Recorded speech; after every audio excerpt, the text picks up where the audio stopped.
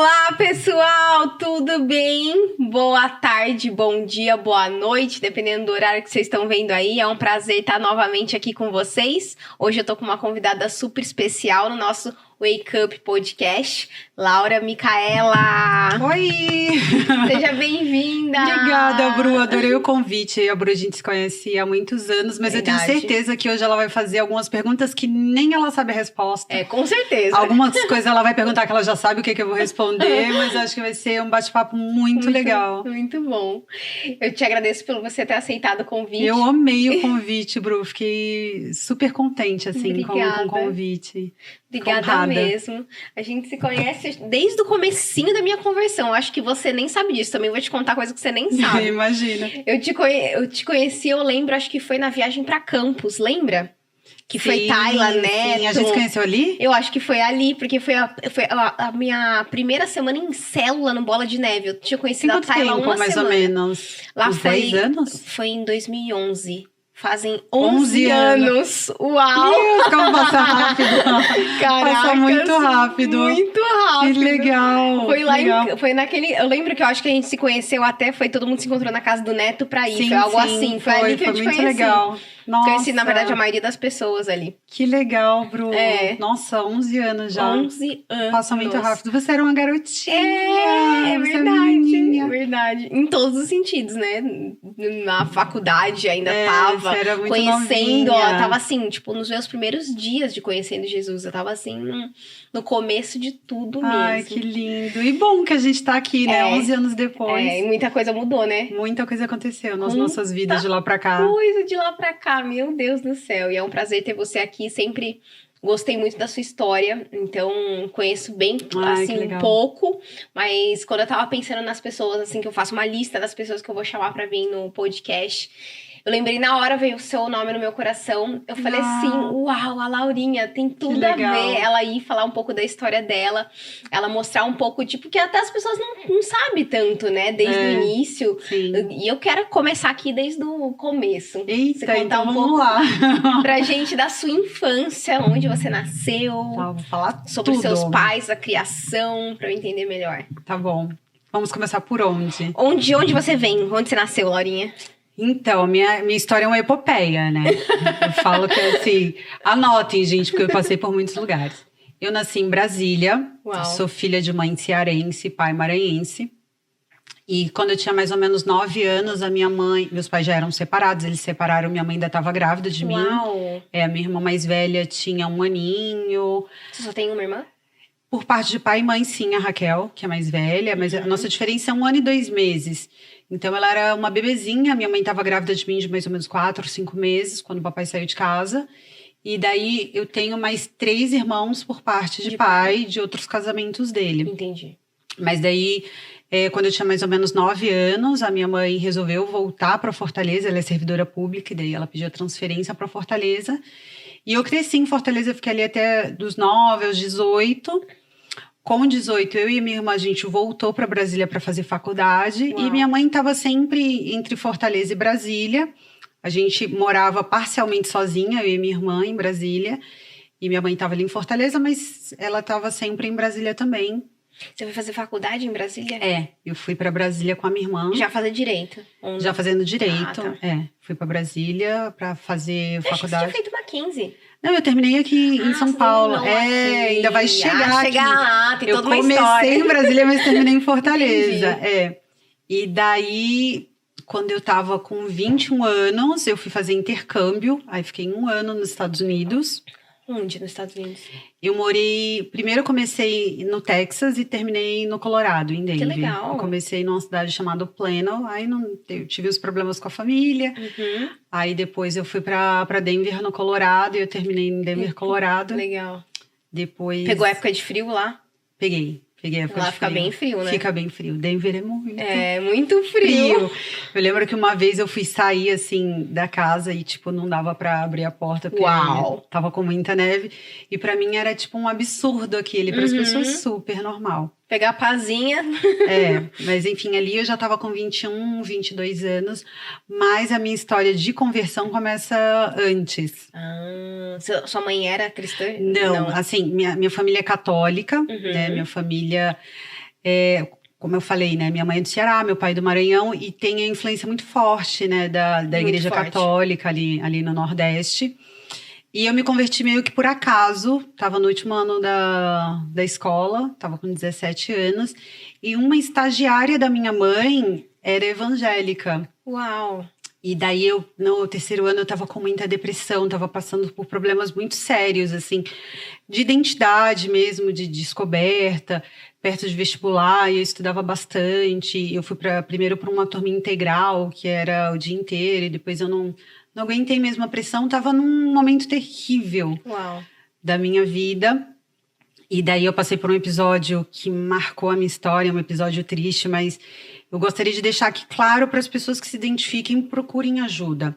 Ainda na escola, com 17 anos, eu tentei suicídio. Uau. Eu não vou falar os meios, porque eu acho que não cabe. Uau. E foi a partir dessa tentativa de suicídio que essa estagiária da minha mãe falou para ela, né, mesmo minha mãe sendo muito atuante na Igreja Católica, essa estagiária da minha mãe, que é evangélica, Ivna é o nome dela, se ela estiver vendo por um acaso, espero que a gente se reencontre, entre em contato, porque realmente tem 21 anos, né? Eu tô com 38, 21 anos que eu não sei dela. Mas daí ela falou pra minha mãe, olha, eu tenho como ajudar, eu quero ajudar. E ela sempre ministrava a minha vida e eu tipo, ai, que saco, 17 anos, mãe. Enfim, e daí ela falou pra minha mãe, olha, vai ter um acampamento de adolescentes, eu quero levar a sua filha, é muito difícil conseguir uma vaga. Nossa, ela foi bem usada por Deus. Ela foi muito usada por Deus, muito, essa menina foi muito usada. E daí, assim, eu tava literalmente no fundo do poço, eu não tinha fé, eu era muito cética em questão das coisas espirituais, eu não acreditava em coisas espirituais. Então, quando eu me vi nesse nível de depressão, eu não via saída, eu não acreditava em Deus. Sim. E qual é a sua principal dor, assim? Tipo, tinha algumas raízes que você conseguia identificar? Eu acho que era questão de identidade mesmo. Quando a gente cresce numa família disfuncional, a identidade que a gente tem é uma coisa, é uma dor inexplicável, não tem como falar assim, eu sentia dor por isso, era uma dor generalizada. Sim. E eu acho que como eu estava ali com 17 anos, perto dos 18, tendo que escolher carreira, tendo que me conhecer, não mais como criança, mas ali um adolescente, começando a vida adulta. Sua mãe pressionava referente à faculdade, a ter que estudar ou não? Não muito. Mas eu acho que eram mais questões internas, associado a um momento de transição mesmo, de quando você está saindo da escola, pensando em ir para a faculdade. Eu não sei, eu acho que é um conjunto de coisas. Fatores hormonais também contam, né, nessa fase. E daí essa menina me levou para esse acampamento e eu lembro que, assim, eu não tinha referência nenhuma do que era ser evangélico, do que era ser cristão, do que era servir a Deus. Eu não tinha o mínimo de referência. Você foi sem perspectiva? Eu fui porque eu estava no fundo do poço e eu falei, eu vou porque eu quero ver qual é. Então, assim, eu não tinha mais nada a perder. Eu estava muito sem forças até para recusar convites. E eu lembro que até o último segundo, assim, eu super educada. Ai, tá, obrigada, eu vou. E minha mãe sabia que não queria ir. E faltando poucos dias, era um feriado, esse acampamento, eu acho que eu ia viajar com outro grupo de amigos ali de Fortaleza. Acho que a gente ia para Natal, para Recife, eu não lembro, que ali as capitais são pertinhas. E a gente, sempre que tinha um feriadinho, a gente viajava. E por algum motivo eu tive a discussão com alguém do grupo que ia viajar. Eu falei, quer saber, eu vou para esse acampamento dos crentes aí, só para não ver esse pessoal. 4 dias. Deus arrumou tudo já, né? Arrumou tudo. E mal eu sabia. Uhum. E o meu primeiro impacto quando eu cheguei nesse acampamento é que eu vi pessoas normais. Pessoas como eu, jovens, adolescentes. E eu olhava para aquelas pessoas e eu tenho amigos desse acampamento até hoje. Que legal! Tem algumas pessoas que fazem parte da minha vida até hoje, 21 anos depois. E eu lembro que eu olhava para aqueles jovens assim com uma alegria que para mim parecia inatingível. Que legal. E pessoas normais, com short, outros com saia, outros com calça jeans. Tipo, começar pelas vestes. Pelas vestes, porque assim, o estereótipo que eu tinha de crente, de evangélico, era uma coisa muito distante da minha realidade. Uhum. Então, assim, eu não tinha a mínima ideia e eu ficava maravilhada vendo aqueles jovens ali com aquela alegria, servindo a Deus. E eu achava tudo muito lindo. Eu escutava as músicas, os louvores, que eu nem sabia que chamava louvor. Sim. E eu achava tudo muito lindo, tudo muito interessante. E quando foi chegando no final do acampamento, foi me dando uma saudade. Uau, daquele ambiente. Vou sentir falta disso. Vou sentir falta disso, foi me dando uma saudade. E o acampamento, ele se encerrava com um grande culto. Que legal. Que eu também não sabia o que era culto, eu não tinha a menor ideia de nada. E daí eu lembro que foi muito bonito, assim, que eu olhava para aquelas pessoas e eu falava, Deus, eu quero te amar como essas pessoas te amam, eu quero acreditar que você existe como essas pessoas te acreditam. Sim. Então, assim, eu não sabia nem que eu tava orando e eu tava orando, né? Sim. E eu lembro que ali no culto eu comecei a chorar muito, muito emocionada, com saudade, ao mesmo tempo... Eu não sei explicar. Querendo viver tudo aquilo, Querendo viver tudo aquilo. Aí eu lembro que eu abaixei ali a cabeça, fechei os olhos e comecei a orar, nem sabia que eu estava orando. E eu comecei a falar em pensamento, Pai, eu quero te amar como essas pessoas te amam, ou Deus, nem sei se eu já falava ao Pai naquela época. E eu falava, eu quero acreditar em você, como as pessoas acreditam. E daí o pastor começou a repetir as coisas que eu estava falando em pensamento. Uau! E aquilo me chamou muita atenção. Forte. Foi muito sobrenatural. Porque daí eu falava uma frase em pensamento e ele repetia no altar. Meu Deus! E eu tava ali de olho fechado, aí eu abri o olho, aí eu falei de novo alguma coisa em pensamento e ele repetiu no altar. Eu acho que foram tipo umas 3, 4 frases que eu falei em pensamento e ele repetiu. Meu Deus! Era o apelo, e eu nem sabia o que era apelo. Caraca. Eu não sabia nem o que era aceitar Jesus, eu não tinha a menor ideia. E daí ele fez o apelo, ele falou, se você é essa pessoa, vem aqui pra frente. Tinha muita gente, assim, naquele acampamento, não sei, talvez umas 200 pessoas. Legal. Era uma coisa muito grande, eu não tenho a menor ideia de quantas pessoas tinham, mas era um ginásio, assim, tava bem cheio. E daí eu sei que eu nem pensei, assim, eu não sabia qual era a decisão que eu tava tomando. E daí eu fui lá pra frente, aceitei Jesus. Isso eu tinha 17 anos, muito nova. Tô com 38, então já tenho 21 anos. Uau! Depois, né, deu umas rameladinhas. Eu lembro que uma semana depois desse apelo, eu tava numa balada, numa matinê. Aí foi daí que eu entendi a decisão que eu tinha tomado.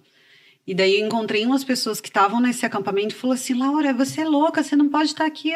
Mas por quê? Você aceitou Jesus, a gente não levantou porque a gente sabia que não podia mais, por isso que a gente não levantou. Ai, eles ficaram sentados que eles... Que eles falaram, se a gente se levantar, a gente não pode mais ir pra balada. E foi daí que eu entendi a profundidade da decisão que eu tinha tomado. Uau. E daí eu comecei a ir pros cultos. Eles mesmos te ministraram, que louco! Porque eu não tinha a menor ideia de nada, sim, Bru. Eu não tinha a menor ideia. Pra mim tinha sido um final de semana lindo, emocionante. E vida que segue. Uhum. Eu não tinha entendido. E daí eu conheci algumas pessoas ali naquele acampamento e comecei a ir pros cultos, né? Pros cultos de jovem. E encontrar com eles lá, com essa meia dúzia de pessoas que eu tinha feito amizade. Legal. Então eu comecei a ir, e fui me fortalecendo em Deus, fui entendendo quem era Jesus, o amor do Espírito Santo por mim, fui entendendo da onde vinha as minhas dores e da onde viria o alívio da minha dor, da onde viria a minha salvação.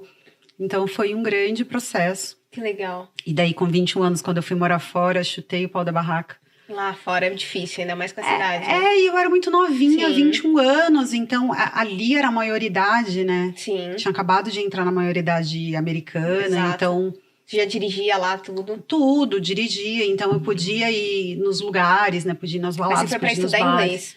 Em tese, fui, só aprontei. Só aprontei nesse 1 ano que eu fiquei lá. Voltei, continuei quebrando a cara. E quando a gente está longe de Deus, de Cristo, quando a gente experimenta o Espírito Santo, ele nunca vai se calar dentro de nós. Ele nunca mais sempre se tem cala. Aquela incomodação, aquele negocinho, né? O Espírito Santo, ele nunca vai nos abandonar. A gente pode abandonar o Espírito Santo, a gente pode ignorar a voz do Espírito Santo, a gente pode rechaçar Deus, mas aquela semente que é plantada, ela não sai. E eu lembro que lá em Brasília, porque daí eu já morava em Brasília, quando eu fui morar fora. Eu me converti ainda em Fortaleza, com 17 anos. Com 18 para 19, eu voltei para Brasília para fazer faculdade. E, na verdade, eu me desviei um pouquinho antes de ir para os Estados Unidos. Um pouquinho antes. Quando eu fui para Brasília, ainda procurei uma igreja. Comecei em uma célula de uma denominação de lá, porque não tinha a igreja de Fortaleza, não tinha em Brasília. Então, quando eu fui para Brasília, já fiquei meio deslocada. Sim. Fui em alguns ministérios, enfim. E eu lembro que eu desfiz uma aliança com a minha líder de célula. Eu falei, não quero mais isso, não é para mim. Uau. E assim, eu lembro dela chorando muito no dia que ela orou comigo. Ela falou, então a gente vai orar e vai desfazer essa aliança. E eu lembro dela chorando muito e eu sem entender nada. Assim, tipo, por que ela tá chorando? Chorante, né? Eu falei, eu não quero ir na cela, por que ela tá tão despedaçada? Enfim, e daí fui morar fora, bati muita cabeça lá, bati muita cabeça quando eu voltei, também continuei... Isso você trancou a faculdade? Não. Tranquei a faculdade, Tá. Tranquei a faculdade, fiquei 1 ano lá.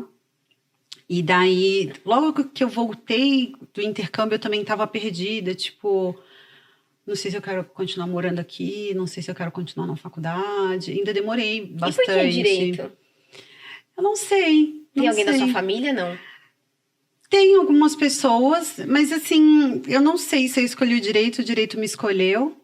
Você já, tipo, fez pensando, quero ser juíza, advogada? Não, na verdade, assim, eu tava muito na dúvida, né, no 3º ano, eu tava muito sem saber quem eu era, pra onde sou, quem eu vou, de onde vim. E daí o meu padrinho de batismo, porque eu fui batizada na católica, ele era advogado. Legal. E ele falou, olha, nenhum dos meus filhos fez direito, se você quiser fazer direito, eu te ajudo. Aí eu falei, então tá bom, vai. Então, Entendi. assim, teve uma influência, Talvez mas... o direito escolheu mesmo. Porque não foi algo, assim, positivo. Sim. Foi, não sei o que eu vou fazer direito. Aconteceu mesmo. Legal. E acabei fazendo direito. Talvez hoje eu fizesse medicina, porque eu amo a área da saúde também. Sério? Mas eu amo direito. Mas talvez hoje, com a cabeça que eu tenho, lá atrás... Talvez eu... Mas eu acho que você combina muito com direito. A maneira que você fala, que você... Quando você defende direito. Alguma coisa que você vai falar... É que a gente se decepciona. Ali no meio do direito, a gente fala que é um curso que mais se distancia da teoria e da prática ao direito. Porque quando a gente vai para o mundo real, que a gente encara... É outra coisa, né? Nossa, é muito decepcionante, às vezes. Enfim, a gente já chega aí chega nessa lá. parte. E daí, quando eu voltei do intercâmbio, eu tinha 2 amigas que estavam fazendo uma pós aqui em São Paulo. E eu vi visitá-las e acabei ficando um tempão em São Paulo. Fiquei 6 meses em São Paulo. Uau! Entrei num relacionamento extremamente abusivo. Aí ficou presa mesmo aqui. Fiquei literalmente presa. Caracas. Literalmente presa aqui. Literalmente presa num relacionamento extremamente tóxico, extremamente abusivo, violento, né? Eu fui vítima de violência... Caramba! Dentro do relacionamento, e as pessoas falam assim, mas ele te batia? Não, existem 5 formas de violência, né? Pela lei Maria da Penha, são 5 formas de violência. A única coisa que ele não fazia era me bater, mas ele me botava na parede, me segurando pelo pescoço e batia do lado, porque ele não batia em mulher. Meu Deus do céu! Mas ele, tipo, dava soco na parede, pegando praticamente aqui na minha orelha, mas ele era muito bonzinho pra bater. E você morava com ele, não? Não, eu morava com umas amigas, mas tava sempre... Convivia sempre com ele. Tava... E tava apaixonadaça. Cega. Cega. Hoje em dia eu vejo que eu tava bem cega. Enfim. E daí Não tem como gostar de uma pessoa assim, né, gente? Não, depois que cai as escamas mesmo dos olhos, assim, tanto que eu atuo também na área de violência doméstica. Legal. Agora eu tô em outra área, mas atuei já forte na área de violência doméstica, de defesa de direitos das mulheres vítimas de violência. Porque eu vivi um relacionamento abusivo. Uau. E eu falo que o maior desafio para a vítima de violência de um relacionamento abusivo, vítima de um relacionamento violento, é se enxergar como vítima. Porque nem um abusador enxerga que é um abusador, Sim. Nem a vítima se enxerga como vítima. Muitas vezes a vítima se enxerga como uma culpada, não é? Exato, porque fala, olha o que eu despertei nele. Porque normalmente é o que 99% dos abusadores, eu acho que 100%. A manipulação ocorre nesse sentido, A manipulação fala, e eles falam assim, meninas, se vocês escutarem essa frase, por favor, procurem ajuda. Mas é clássico. Olha o que você fez eu fazer com você. Olha o que você me fez fazer. Meu Deus. Então, assim, e eu já atendi pessoas no meu trabalho, desde moradores de rua até pessoas que ocupam posições de destaque. Sim. E é a mesma, o mesmo posicionamento. É o mesmo modus operandi, eu falo que é o mesmo espírito, é o mesmo demônio que atua. É sempre assim, você nunca vai encontrar ninguém melhor do que eu, ou olha o que você fez eu fazer com você, olha o que você me fez fazer, São sempre as mesmas coisas. Se você me abandonar, ninguém nunca vai te amar como eu te amo. Meu Deus. Eu faço isso porque eu cuido de você. Então, são É bem repetitivo. É repetitivo. E em todos os ambientes, em todo relacionamento abusivo, você escuta esse tipo de argumento. Eles têm a tendência de repetir a mesma coisa com as mulheres. Tipo, com os relacionamentos. Sim. E os ciclos também. Mas, depois a gente aprofunda nisso, mas por que eu tô falando desse relacionamento? Porque apesar de tudo, de toda a prisão que eu tinha, de toda a dor que eu sentia, foi depois que esse rapaz terminou comigo que eu realmente voltei para a igreja. Uau! Porque nesse meio tempo a gente se conheceu em São Paulo, eu fiquei um tempo aqui com a faculdade trancada, mas daí eu resolvi voltar para Brasília para terminar a faculdade. A gente ainda ficou um tempo namorando à distância. E daí apareceu um concurso que era federal. E eu escolhi a vaga de São Paulo. Mas Deus é tão perfeito, tão maravilhoso. E eu escolhi a vaga de São Paulo porque eu estava tão presa espiritualmente naquele relacionamento que eu tinha certeza que ele era o homem da minha vida. Que você ia Deus, voltar e ficar com ele. Que a gente ia ficar junto, que Deus tinha um plano pra gente. Assim, e era um relacionamento totalmente contra a vontade de Deus, totalmente fora dos planos que Deus tem para um relacionamento, para um namoro. Era totalmente fora daquilo que Deus tem planejado para os filhos dele. Claro. Mas eu tava tão cega que eu falava assim, não, ele vai mudar. E daí eu vim para São Paulo, passei num concurso, passei em primeiro lugar. Uau. Vim para São Paulo e meu Deus, eu tenho certeza que Deus tá no negócio. Que Deus tá no negócio, Deus, né, vai nos reunir. Que a gente já tinha terminado quando eu passei no concurso. Entendi. E daí, quando eu escolhi a cidade de São Paulo, a gente, no meu concurso específico, né, tinha um contrato de 2 anos para ficar na cidade que a gente escolheu. Você trabalhava no quê? No Ministério do Trabalho, na época. Ah, é verdade, eu lembro que você trabalhava naquele prédio ali da Lapa. E daí, eu vim para São Paulo, assinei esse termo de ficar 2 anos em São Paulo. E pouco tempo depois eu descobri que ele tava namorando, eu tava com outra garota e ela tava grávida e eles iam casar. Meu Deus. E eu fiquei muito mal. E eu falava, Deus... Eu já conheci o Bola, porque eu já tinha vindo com uma amiga em 2007 para visitar, porque ela era da Igreja Bola de Neve e ela sabia que eu era desviada, né? Então ela investiu muito na minha vida. Eu tenho muitas pessoas que investiram muito na minha vida. A Yara Coelho, que é uma pessoa que eu guardo muito no coração. E ela já tinha me trazido algumas vezes pro Bola e tal. E daí, quando eu cheguei em São Paulo, que eu passei no concurso, que assinei o contrato, que eu descobri que a namorada do ex lá estava grávida. Livramento, né? Total. Mas na época eu não sabia que era livramento. E eu chorava. Eu lembro que uma madrugada eu chorava, assim, com a dor que eu sentia na carne. E eu falava... eu já senti essa dor. Ela é uma dor que dá na pele, né? Na pele. Eu sentia aqui. Muito louco. É bizarro. Era uma dor que sentia... É uma dor tão forte que você sente na pele a dor. Na pele. Eu chorava. E eu falava, Deus...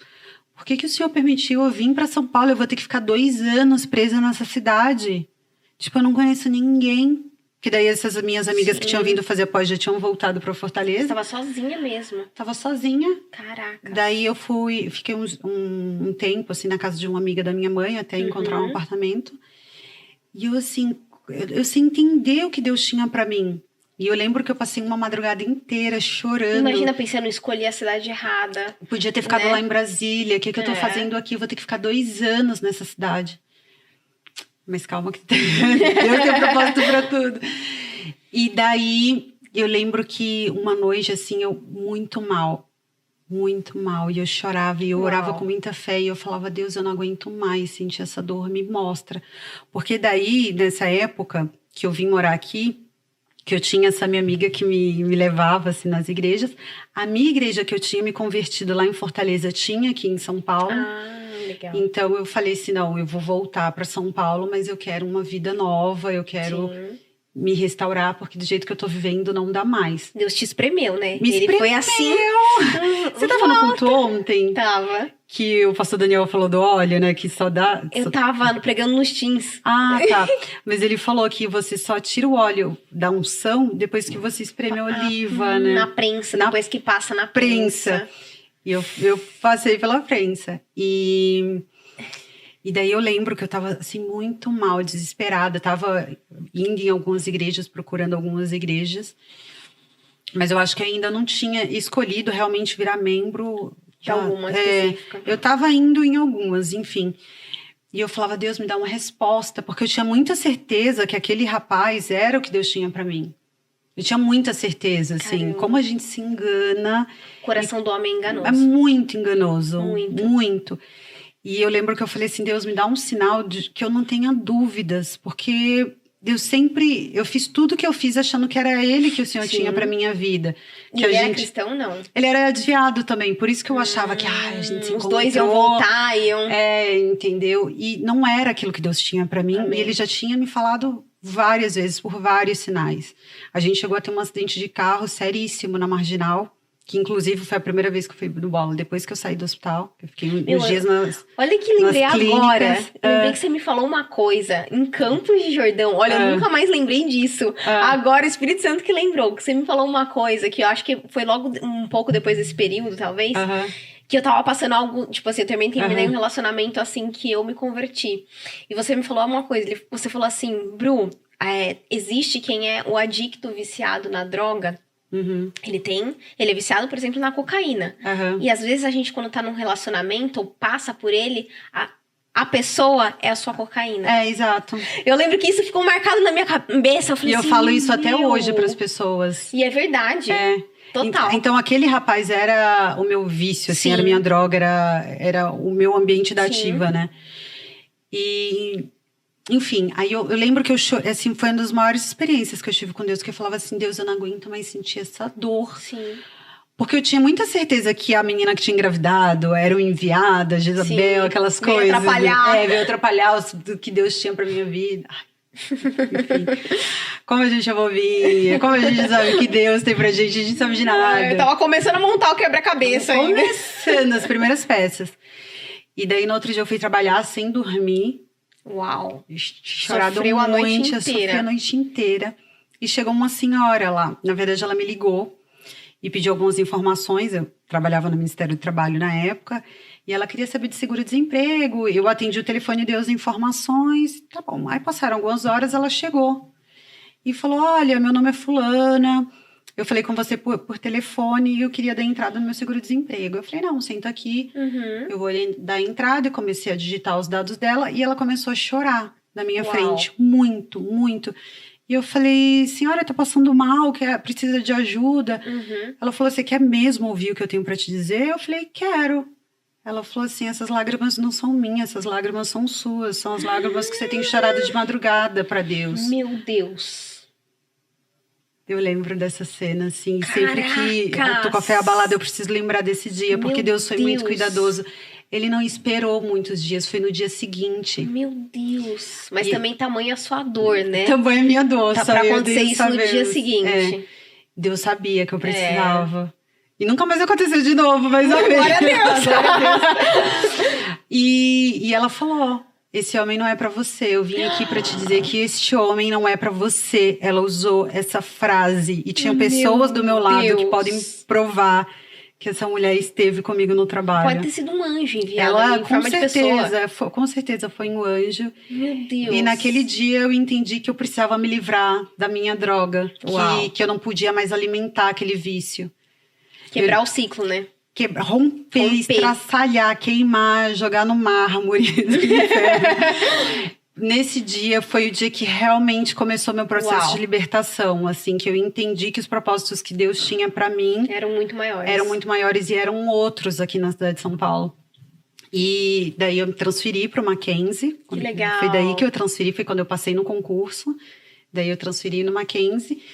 E quando acabaram os 2 anos que eu tinha que ficar aqui, eu fui convidada para voltar para Brasília, mas faltava, pouco tempo para eu me formar no Mackenzie. Entendi.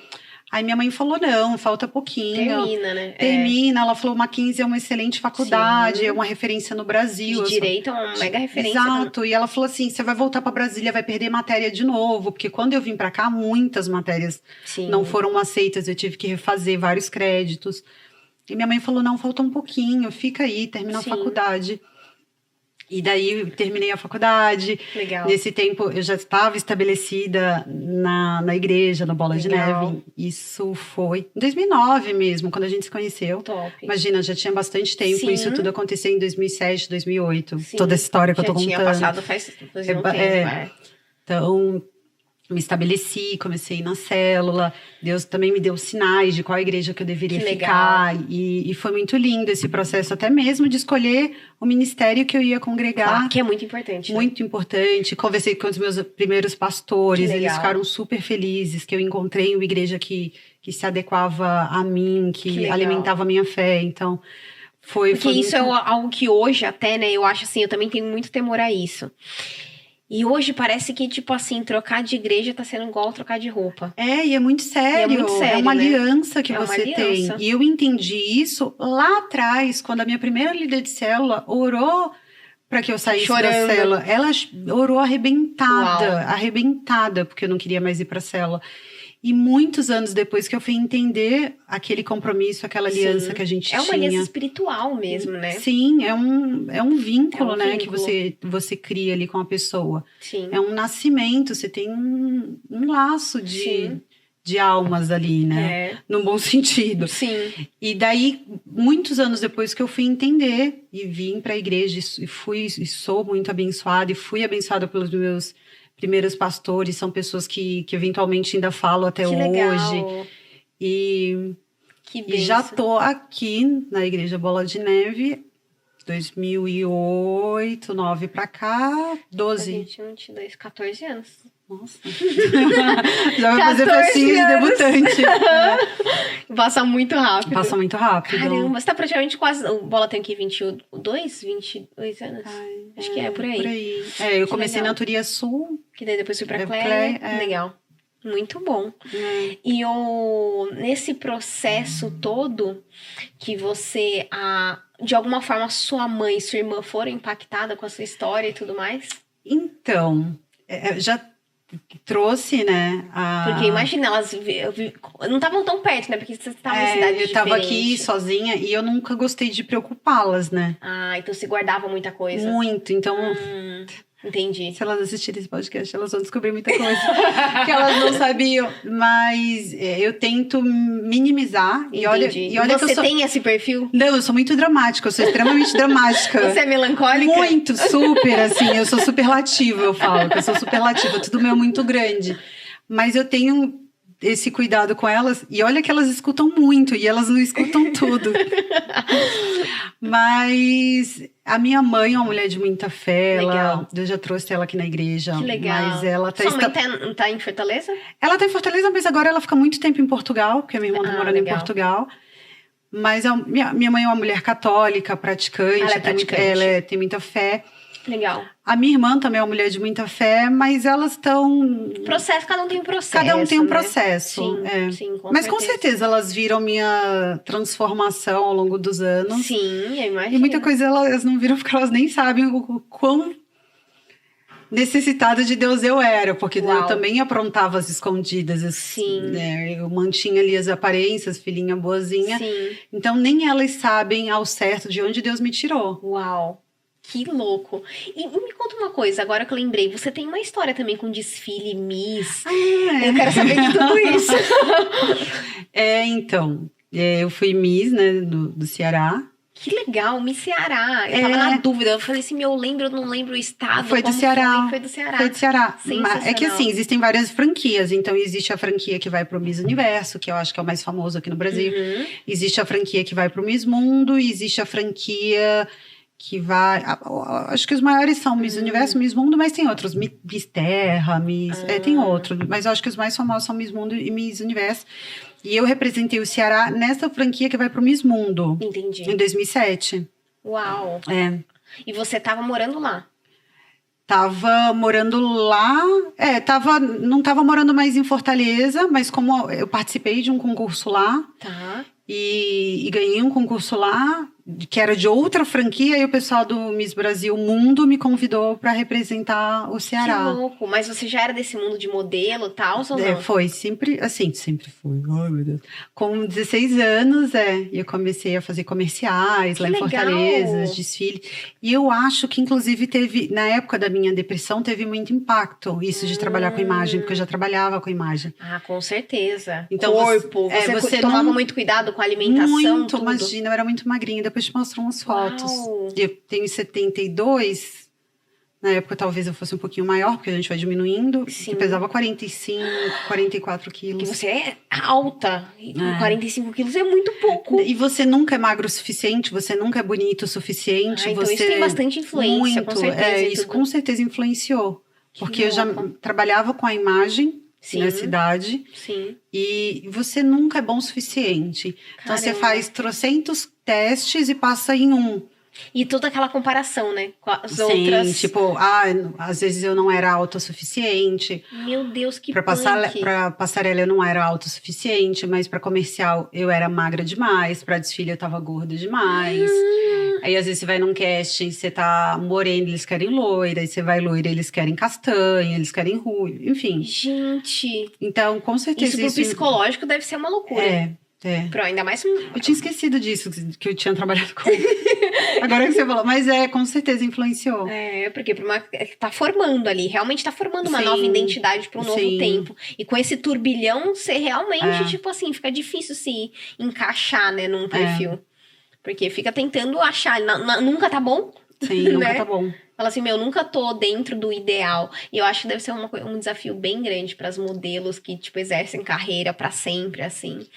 Tanto que você vê que muitas são depressivas, têm problemas de autoestima, ou com drogas, ou com bebida. São lindas, maravilhosas, mas continuam com problema de autoestima. Sim. Se a gente não tiver Deus mesmo para nos dar um norte, a gente surta, a gente pira. Sim, exatamente. E como você foi... Eu moro longe da minha família, né? Eu moro aqui em São Paulo também. Saí aí pequena de Ubatuba. Sou de Ubatuba, litoral norte de São Paulo. Que delícia. E eu sei o que é sair de casa novinha, morar longe da família. E você tá há muito tempo já longe da sua família. Sim. Longe da sua irmã, da sua mãe. Como que você convive com isso?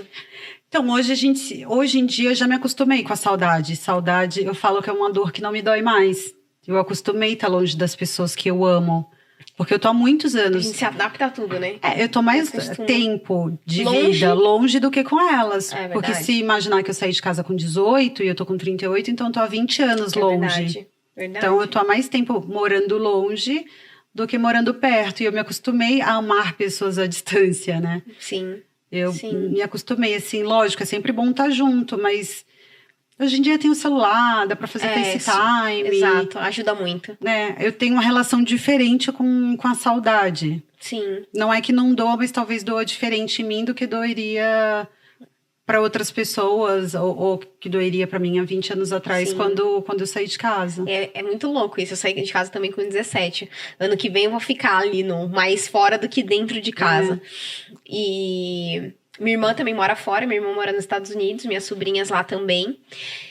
E é difícil, mas infelizmente a gente se adapta. Porque, claro, a gente sempre tenta viajar, tá lá, tá visitando e tudo mais, mas não tem como, né? A nossa vida já é uma correria louca, maluca, né? Dentro todas as nossas atividades que a gente tem no dia a dia. E a gente tem que aprender a conviver, não tem jeito.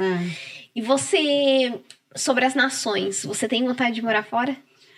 Eu tenho, meu marido não, porque também nesse meio tempo, que eu falei que era uma epopeia, depois eu terminei a faculdade, saí do meu concurso, trabalhei em vários lugares. Você fez pós fora, não fez? Eu fiz doutorado em Roma, na Itália. É verdade, então eu ainda fiquei 2 anos na Itália, nesse meio termo. E lá, que língua que é você? Italiano. Italiano mesmo, você fala italiano? Hoje em dia sim, mas na época você fez um pós em italiano? Fiz pós italiano. Caracas, pensa ser inteligente. Meu Deus! Eu sou esforçada.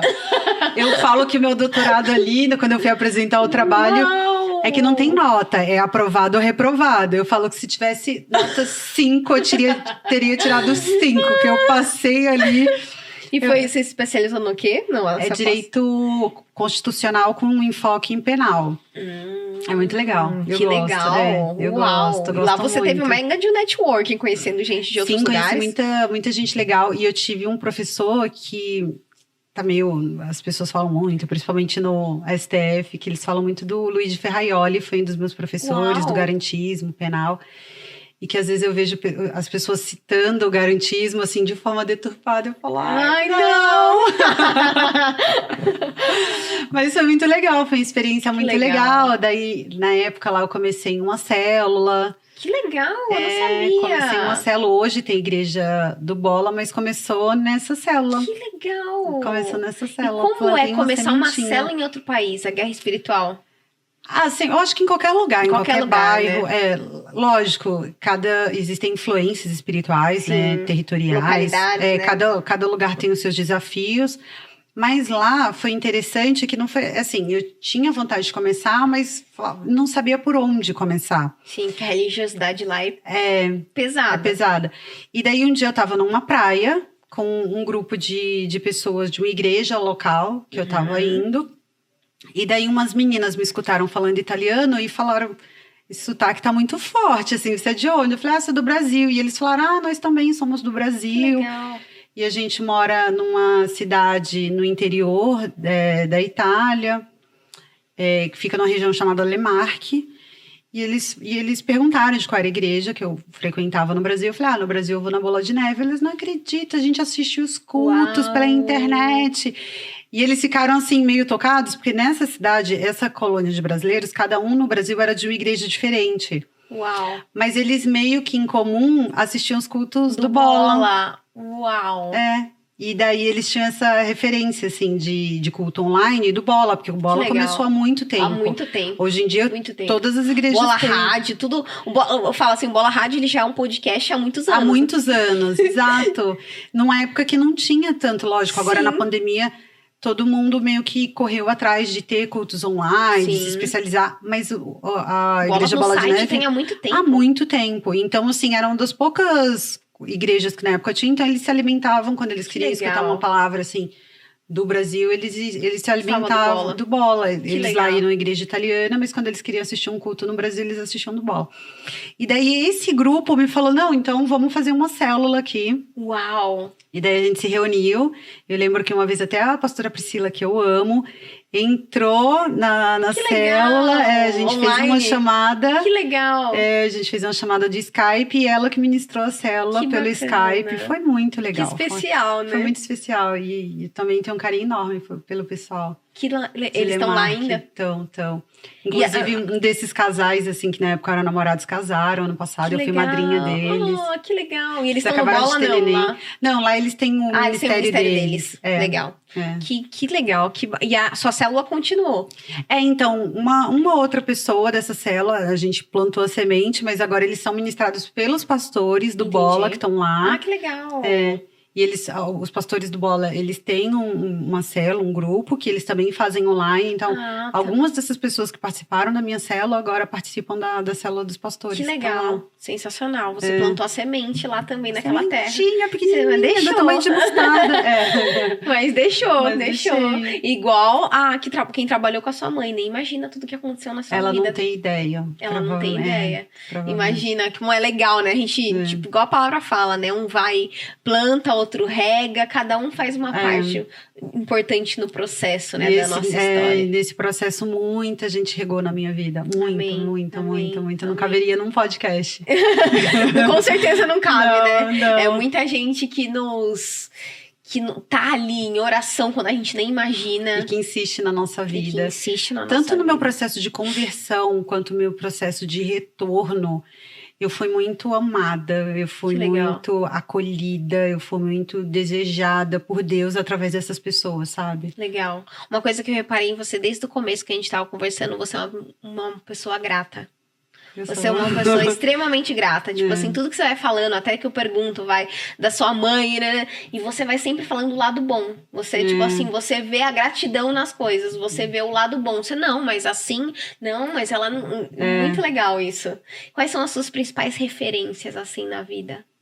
Com certeza. Minha mãe e minha irmã. Uau. Sem sombra de dúvida. Que legal. Sem sombra de dúvida. Que legal. Elas que elas são bem diferentes, né? Sim. Mas eu aprendo muito com as duas de maneiras diferentes também. Elas são diferentes de você ou uma da outra? Nós três somos muito diferentes uma da outra e ao mesmo tempo muito parecidas em alguns aspectos. E eu me inspiro muito, tanto na Raquel, que é a minha irmã, quanto na minha mãe, Dona Célia. Eu me inspiro muito nas duas. Sua mãe nunca mais casou?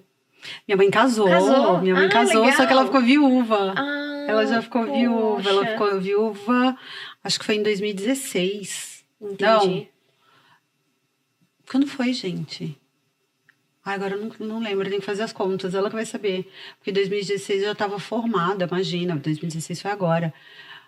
Eu me formei em 2000 e... Foi antes da sua formação? Foi antes da minha formatura. Eu acho que ele faleceu em 2011, 12. Entendi. Eu me formei em 2013. Boa.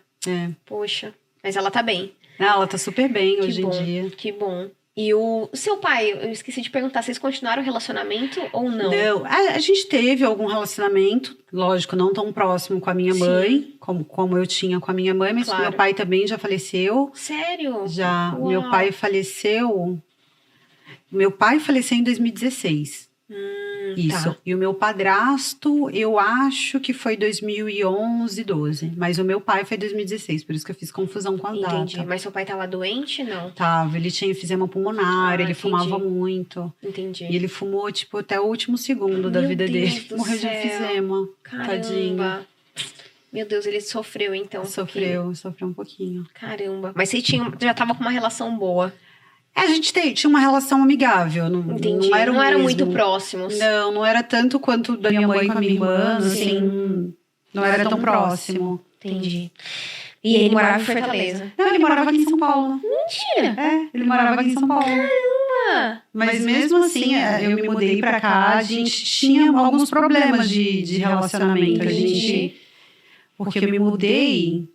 eu me mudei em 2008 aqui. Ele faleceu em 2016, só que nesse meio tempo eu fui morar na Itália. Sim. A gente não tinha, assim, muito relacionamento. E ele teve outra família e ficou... Teve, sim. Até o final casado com essa outra esposa. Entendi. Os vínculos acabam mudando. Acabam mudando os relacionamentos. E a gente morava na mesma cidade, mas a gente não se via com muita frequência. Sim. A gente se via, se encontrava... A gente tinha um relacionamento amigável, mas era meio difícil ali. Eu vejo uma coisa que, até ministrando pessoas, a gente sente um pouco isso. Mas como você poderia nos exemplificar isso? Porque tem muita gente que é muito machucado com paternidade física, né? Sim. Igual você pode ter sido aí durante os seus anos de, abandonar a família ou sair, enfim, e os filhos são os principais aí em termos de relacionamentos, os impactados são os filhos, né? E o que eu vejo muito quando eu tô ministrando as pessoas é que quem não teve uma paternidade, assim, muito boa na sua infância, alguns têm dificuldade de identificar a paternidade de Deus. Sim. Porque ele não teve um exemplo na Terra de uma boa paternidade. Então, como que ele vai ver Deus como um Deus Pai que cuida 100% o tempo todo? Isso, tem essa dificuldade de ver Deus como um pai. Não, é muito difícil, ainda mais que assim, eu já nasci num ambiente que não existia o pai.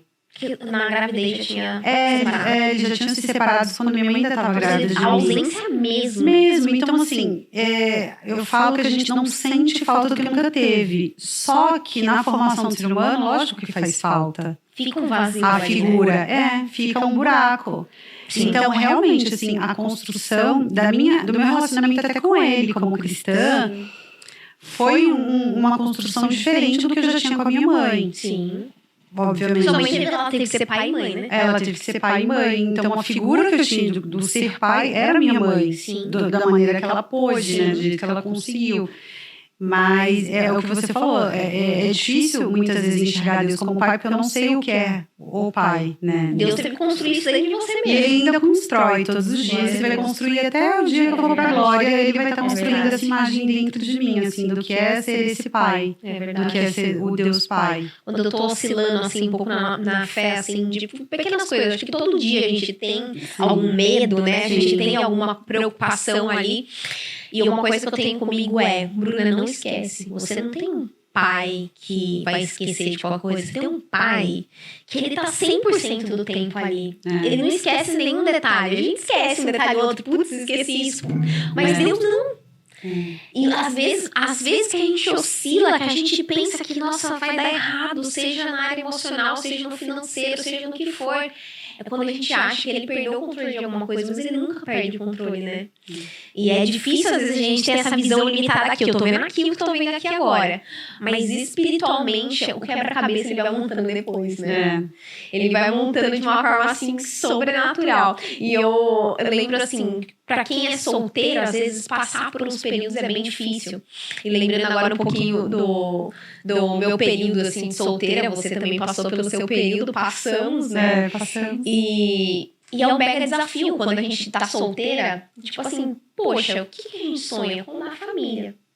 Ainda mais, tipo, se veio de uma família que não foi desestruturada, querendo ou não, no fundo, é um sonho ter uma família. Sim, né? Formar aquilo que talvez não teve. E muitas vezes a gente tá ali na caminhada com Deus, na igreja e tudo mais, esperando a bênção chegar, né? E nos abdicamos de relacionamento do mundo. Sim. De tantas coisas. Não vale a pena. Menina, se você está solteira, está olhando este podcast, não vale a pena ter relacionamento com o mundo, porque os frutos não vão ser bons. Se você não tem um relacionamento de qualidade, se você não consagra esse relacionamento, fato, os frutos não serão bons. Não serão bons. Não tem como uma coisa dar certo começando errado. É muito raro, assim, Deus realmente transformar um relacionamento que começou errado. Acontece? Acontece. Só que é muito raro, é muito difícil você santificar um relacionamento que começa errado. Exatamente. É muito difícil. Exatamente. E é onde a gente passa, assim, por... Chega um momento da espera, que a gente acha, talvez uma espera tardia, que a gente acha que Deus tá demorando. Quer negociar com Deus, né? E quer fazer namoro missionário, que é perigosíssimo. Eu ia falar disso. É perigosíssimo. Não, mas vai vir, já tá vindo. Mas calma, ele tá indo atrás de você ou atrás de Deus? Então espera ele. Eu lembro que uma vez o AP falou pra mim, né? Eu tava paquerando com um rapaz que nem era do mundo, era de outra igreja. Só que tem uma visão meio diferente. Ele falou, ele quer mesmo namorar você. Então fala pra ele vir aqui, ficar 3 meses pegando o culto. Mas assim, vocês não vão nem sentar do lado. Top. Aí ele falou assim, eu quero ver. Ele falou assim, se ele quiser ficar aqui, 3 meses, no mínimo, pegando o culto, sem sentar perto de você, se ele entender a visão, se ele ainda continuar, aí você me procura. Aí também sumiu rapidinho, foi maravilhoso. Eu lembro, quando eu era solteira, eu fiquei, meninas... Eu acho que uns 10, 11 anos solteira. E foi maravilhoso. Porque eu aprendi a gostar de mim, da minha companhia. Você virou a roda do Ministério de Mulheres Solteiras, né? Na verdade, eu fiquei um tempo ministrando as que namoravam. E tinham noivos, eu era solteira. E depois eu fiquei nas solteiras. Eu falava, gente, como é que eu vou ministrar? As meninas estão namorando e eu aqui, solteira. Aí depois eu fiquei ministrando as solteiras por um bom tempo. Foi muito legal. Mas eu lembro, assim, desse tempo que eu fiquei solteira, mais de 10 anos, que eu falava, Deus, afasta de mim tudo aquilo que me afasta de você, assim, tudo aquilo que tá fora do centro da sua vontade, afasta de mim. E era muito engraçado que chegavam os varõezinhos, né? Aí eu falava, esse movimento tá estranho, eu não sei, eu acho que ele não é meu amigo. E eu botava em oração, eu falava, Deus, afasta de mim. Daqui a pouco sumia. Eu falava, Deus, por quê? Você não pediu pra eu afastar? Eu sei que, garotas, eu fiquei mais de 10 anos, eu não sei o número exato, eu tenho que fazer as contas, eu sou de humanas, eu sou muito de humanas, sou 0 exato. Mas eu sei que eu nunca orei com ninguém nesse tempo. Não? Nunca. Uau! Eu nunca cheguei a orar, namorar. E eu tinha tanto medo, não só de me machucar, mas de machucar um irmão, porque eu olhava para os meninos na igreja e falava, antes de tudo, eles são meus irmãos. Tá certo. Eu não tenho o direito de iludir, de enganar, de defraudar nenhum deles. Porque é dos dois lados, né? Não é só a mulher que é defraudada, o então, homem também. Eu também não ficava alimentando. Se eu via que não era... Já se afastava. Já me afastava. Ou... o cara sumia e eu ficava arrasada. Tipo, por que tem de errado comigo? Ninguém nunca vai olhar pra mim. Eu lembro no meu aniversário de 29 anos. Eu tive crise dos 29, nem tive dos 30. Eu também tive dos 29. E eu ficava, Deus, o que tem de errado comigo? Ninguém nunca vai me amar, eu nunca vou amar ninguém. Mas tudo tem um tempo certo. Tudo. E no tempo certo, Deus encaixou todas as coisas. A gente teve um grupo, gente. A gente tava lembrando aqui quando a Laurinha chegou. Que se chamava As Esterzinhas. As Esterzinhas, olha que cafona. Mas a gente é crente no cafona. Pouco, Pouco brega. Mas é que a gente se reunia, né? Porque eram várias mulheres esperando em Deus. Começou com, sei lá, umas 5 meninas. E quando a gente viu, tinha bastante. Cresceu demais, aí preciso terminar. Mas, fomos até solicitados para acabar com o grupinho. Né? Enfim, o negócio tava ficando grande. Então precisava de alguém... Mas todas que ficaram espiritualmente mais maduro pra cuidar dessas meninas. Todas que ficaram firme e forte casaram. É verdade. Não é? Porque assim, a gente se juntava... Pra orar, gente. Pra orar, pra conversar, pra falar dos problemas. Dos sentimentos. Pra dar uma da esperança pra outra. Sempre no grupo tem aquela que tá mais triste, né? Na espera tem aquelas que estão mais fortes. Então a gente ia se fortalecendo e orar. E era muito gostoso. Era muito gostoso. A gente se encontrava... A gente dava risada, a gente orava, a gente chorava. Entrava no manto, comia. Chorava de novo e ria. Tirava foto, era muito gostoso. Saía pra comer, era muito gostoso. Era bem gostoso mesmo. E a gente ficava até altas horas. E a gente orava pelo varão. E orava pelo varão. E orava pelo varão de Deus, o que Deus tinha pra gente, e deu certo. E deu certo. O grupo acabou, mas a gente manteve aí e, tamo aí, estamos casadas, né? Estamos casadíssimas, com os varões abençoados. Nossos maridos são ótimos. E como você conheceu o Rafa? O Rafa, então, quando eu vim pro Bola, que daí eu tinha levado um pé, né, que eu tava arrasada, e eu não queria mais ter amigos do mundo, porque eu sabia o que me levava a cair. Então eu quis realmente resetar a minha vida. Então eu falei, não quero os meus amigos, os poucos amigos que eu tinha em São Paulo eram pessoas do mundo. E eu falei, não quero mais voltar pro mundo. Sim. Então eu entrei no Facebook e saí adicionando todo mundo que era do Bola. Aí apareceu, aí comecei a adicionar pessoas que eu falei, eu vou fazer amizade com esses crentes aí. Top. Quero ter amigo crente. Ligeira, ó. Lógico, ó. Fica a dica. Aí comecei a adicionar. Aí daí, quando você adiciona e as pessoas vão aceitando, começavam a aparecer sugestões, pessoas que você talvez conheça. Sim. Né, os amigos dos amigos. Aí eu lembro que apareceu foto do Rafa, eu falei, nossa, tem crentes dessa qualidade? Aí eu sei que eu olhei pra foto, eu falei, adiciona ou não adiciona? Adiciona ou não adiciona? E agora? Aí eu falei, vou adicionar, né, que eu não sou boba nem nada, solteiro. Custa nada, só custa nada, solteiro, crente, eu só adicionei. E daí, eu acho que ele gostou da minha foto também, a gente trocou algumas mensagens, mas assim, eu só achei ele bonito. Sim. Era crente, eu falei, não custa nada ter um amigo bonito crente, né? Tá. Enfim, e a gente conversava com ele, conversava assim com algumas pessoas, porque realmente o meu coração, achei ele lindo, tá? Mas eu realmente queria ter amigos de Deus. Eu queria andar com pessoas que eram espiritualmente mais maduras do que eu, porque eu não queria mais cair, eu não queria mais me desviar. Eu sabia de onde Deus tinha me tirado de novo. Porque tinha me convertido lá atrás. E os vínculos de amizade fazem toda a diferença. Fazem toda a diferença. Quem a gente convive. Exato. Onde a gente anda, quem a gente convive. Molda as nossas atitudes. Total. Então, adicionei várias pessoas, entre eles o Rafa. E passou. Ele frequentava a igreja de Santo André, do Bola de Santo André. Do Giba? Do Giba, pastor Gilberto. E daí passou um tempo, teve um evento aqui no Bola, do Recri, um jantar do Recri. Legal. E vieram várias pessoas de outras igrejas. E daí a gente se viu pessoalmente. Pela primeira vez. Uau! Achei ele gatinho, ele me achou gatinha. Mas assim, eu não tava procurando relacionamento, nem ele. E eu sei que a gente acabou ficando muito amigo. Que legal! Com o passar do tempo, assim.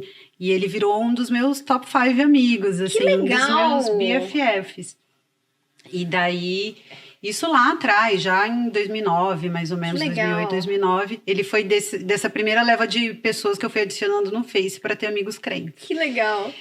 E daí a gente foi ficando muito amigo e aquela coisa de, ele é gatinho, ficou pro lado. Porque uma amizade sincera mesmo. Amizade sincera, passou a ser meu irmão. Então, ele, assim como outros amigos, homens que eu tenho na igreja, viraram meus irmãos, pessoas que eu queria cuidar, que eu amava e que eu jamais queria despertar qualquer coisa que eu não pudesse alimentar, qualquer sentimento. Então, o Rafa estava dentro dessa caixinha dos meus irmãos que eu amo e que eu nunca vou enganar. Enfim. E daí, engraçado como são as coisas, né? A nossa comédia romântica, eu falo que a nossa história é de filme. Porque quando eu fui morar fora, em 2013, final de 2013, começo de 2014, eu passei na prova para fazer o doutorado na Itália, em Roma. E daí fizeram 2 festinhas de despedida para mim. Um dos amigos de São Paulo e um dos amigos do ABC. Porque daí eu já estava bastante tempo na igreja, então já tinha Conheceu muita gente. Já tinha conhecido muita gente. E eu falo pouco, gente. Qualquer pessoa sentar aqui do lado, 5 minutos depois, já é meu amigo, já trocei o WhatsApp. Enfim. E daí ele falou que foi na minha festinha de despedida que ele sentiu uma dorzinha diferente. Ela tá indo embora. Ela tá indo embora. Uau. Ele falou que foi na minha festinha de despedida que ele falou, putz, uma mulher que combina comigo, assim, que tem tudo a ver comigo, tá indo embora. E ele não me falou, obviamente. Eu sei que eu fui embora, fiquei o 2014 todo lá. 2015, na meados de 2015, eu sempre passava as férias aqui em dezembro. Eu acho que é setembro, mais ou menos, de 2015, agosto, setembro. Sei lá, setembro, outubro. Eu sei que faltava ainda uns 3, 4 meses para eu vir de férias pro Brasil. E a gente sempre conversava por mensagem, não só eu com ele, com vários outros amigos. Sim. Porque quando você tá fora do Brasil, faz né? muita falta conversar com pessoas, ter amigos, enfim. Eu tinha alguns amigos lá, mas eu tava sempre em contato. Eu até brinco que quando eu morava na Itália, eu conversava mais com os meus amigos daqui. E ele era uma dessas pessoas. E chegou uma época que ele tava falando umas coisas meio esquisitas pra mim, tipo, falando que eu era bonita. Aí você ficou, nossa, que a gente era nunca parecido. Falou assim? Aí eu virei pra ele e falei... E eu vi que ele tava falando umas coisinhas e eu ficava mostrando pra esse casal de amigos, que na época era namorado, esses que casaram lá na Itália. Eu falava, gente, eu tô viajando ou ele tá dando em cima de mim? Eu acho que eu tô viajando. Aí os meus amigos, não, ele realmente tá investindo. Tá investindo. Aí um dia eu virei pra ele e falei, vem cá, você tá louco? Você tá dando em cima de mim? Eu falei, você é meu irmão, você é meu amigo. Você não sentia nada? Não, ele era meu amigo. E assim, não tinha esse tipo de conversa, não tinha esse tipo de abertura. Aí eu falei, você tá pirando, eu sou sua irmã, você não pode falar assim comigo. Ficar falando que eu tô bonita. Eu falei, a gente nunca teve esse tipo de conversa. Eu falei, por que você tá fazendo isso agora? Aí ele, está brigando comigo? Eu falei, eu não quero esse tipo de gracinha pro meu lado. Ele, tá bom, desculpa e tal. E nessa época, tinha 5 horas de diferença de fuso. Porque entre o inverno... Aí tem o horário de verão, que tem um horário de verão daqui, tá no inverno de lá. Sim. Então fica umas 5 horas de diferença de fuso. Aí no outro dia eu acordei e ele tinha me mandado um textão no WhatsApp. Uau! Aí, se declarando, assim... Se abriu no WhatsApp, né? Não teve coragem de falar. Choque! Aí ele falando, não, eu deveria ter te falado isso há anos atrás, mas você é a mulher da minha vida, eu não vejo meu futuro do lado de outra pessoa. E aí falou que ficou mal quando eu vim embora. Imagina a sua cara olhando aquela mensagem. Aí eu li, eu falei assim, como assim, o Rafael? Aí eu ficava assim, só que a minha reação quando eu li, eu fiquei meio, eu gostei. Aí eu também fiquei tipo, mas por que eu gostei da mensagem dele? Despertou algo mesmo. Despertou. Que aí eu li, aí eu reli. Eu acho que eu devo até ter guardado, que eu falei, ainda vou mostrar pros meus netos essa mensagem. Devo ter guardado. Sensacional. Aí eu li, reli. E mostrei pra esse casal de amigos. Eu falei, gente, é isso mesmo? Eles declaram, E eu ficava, não é possível. Aí passou, acho que 1, 2 dias, me recompus e eu falei, olha, né, fingi naturalidade, fingi costume. Eu falei, olha só, eu já era diaconisa na igreja na época, eu falei, você é diácono na sua igreja, eu sou diaconisa na minha, nós somos maduros. Eu falei, não é assim que funciona. Eu falei, a gente vai orar até o dia que eu for voltar pro Brasil, que daí eu vinha pra conferência de final de ano aqui em São Paulo, e depois eu ia pra Fortaleza. Falei, a gente vai ficar orando, então a gente tinha um horário pra se encontrar, pra orar. Mulher determinada. Olha só, já respondeu. Não é assim, a gente vai orar. Mas não foi fácil, tá por fora, eu tava tipo super plena. Por dentro eu tava, encontrei alguém, finalmente, alguém me quer. Por dentro eu tava, posso até ficar solteira, mas alguém me quis. Mas por fora eu tava, não, vamos orar, mantendo a pose, né? Que eu não sou boba nem nada, eu valorizar meu passe. Lógico. Então, aí a gente começou um propósito. Faltavam 3 meses. Faltavam 3 meses para eu voltar. Então, eu falei assim, durante esse tempo a gente ora. Então, a gente tinha um horário que ele me fazia chamada de vídeo. Uau! Tipo, era à noite aqui, de madrugada lá, eu toda despenteada, de pijama. E minha amiga falava, você vai atender ele assim? Eu falei, vou, bem feia. Bem feia, porque eu quero que ele me veja assim. A prova de fogo. A prova de fogo, não basta orar comigo, tem que me ver destruída. Justo. E daí a gente ficou esse tempo orando. E daí, no meio, entra aquele testemunho que ele deu lá no Amazonas.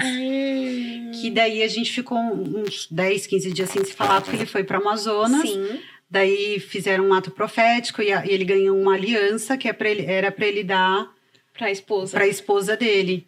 E daí, quando eu cheguei no Brasil, a gente se encontrou. Eu vim para a conferência, a gente se encontrou ali na semana da conferência. E daí, nesses 3 meses, os sentimentos aumentaram mais ainda. Muito, e foi aumentando. Uau. E quando a gente se viu aqui em São Paulo, eu falei, meu Deus, vou casar com esse homem. Porque daí o coração já bateu diferente, a mão já gelou, borboletas no estômago, todo o combo. É muito gostoso essa fase, né? É uma delícia. É muito bom. E daí ele me deu esse anel que ele ganhou no Amazonas. Que fofo. Só que como a gente tava orando, eu falei, eu tenho que guardar meu coração. E ele ficou triste, tadinho. Eu falei, a gente tá orando, a gente não é namorado. Sim, fato. Aí eu ganhei a aliança, eu falei, ai, muito legal, obrigada, Deus abençoe, não sei o quê. Aí foi até na conferência, ele, você não deu valor, esse anel vem no ato profético, me devolve, eu vou jogar aqui no meio da multidão, quem pegar é minha varoa. Eu falei, não, eu gostei, obrigada. Eu botei num colar, porque era uma aliança muito grande, então não cabia em nenhum dos meus dedos, eu botei num colar e eu usava. E eu falei, não, a gente tá orando, a gente não tá namorando, mas eu agradeço o anel, obrigada, é um gesto lindo. Tadinho. Mas eu usei um tempão esse colar, eu não sei onde ele foi parar, porque depois a gente casou, trocou a aliança, né? Enfim, e a gente orou bastante tempo, e daí eu lembro que nessas férias, aí veio a minha parte de comédia romântica, em 2016, ele foi conhecer minha mãe, que daí eu vim final de 2015 e comecinho de 2016. E vocês oraram com o AP daí? Daí depois... Você chegou na conferência e foram falar com o AP? Não, o AP já sabia, quando a gente ficou um tempo. Aí ele falou assim, não quero vocês orando ainda. Entendi. Espera, eu vou conversar com ele. Aí assim, a gente tava orando não oficial, a gente tava orando pra orar. Sim. Oficialmente. Então a gente começou um processo de oração nós dois. Aí depois ele falou com o Giba, eu falei com a P. Então eles já estavam sabendo que a gente estava orando para poder orar oficialmente. Sim. Então eles já sabiam. Só que isso foi... Eu falei para a P bem antes de chegar no Brasil. Eu falei, olha, tô orando com o Rafa. Ele, calma, não é bem assim. Vamos ver. Ele é todo paizão, né? E o Rafa tinha tido outro relacionamento na igreja. Entendi. Ele tinha terminado. Então tinha todo um cuidado assim com os dois, né? Para os dois... se fortalecerem em Cristo, enfim. E também, tipo, calma, né? Acabou um relacionamento, então espera um pouco. Todo cuidado. Com os dois e comigo também, né? Enfim. Claro. Então, a gente orou, né? O AP sabia que a gente estava em oração. E como é importante esse período de oração, né? É muito. Eu vejo que tem algumas pessoas que se assustam um pouco. Como assim? Vocês oram antes de namorar? Mas eu acho muito necessário. Minha irmã falava assim, mas você está namorando? Não, a gente tá orando. Meu pai é a mesma coisa, eu e o Dani. Ele, mas como assim orando? Eu falei, a gente tá orando para ver se a gente vai namorar, gente. Ela, mas vocês não se vejam? Não, a gente não se veja. E ela achava muito estranho, muito esquisito. Todo mundo acha.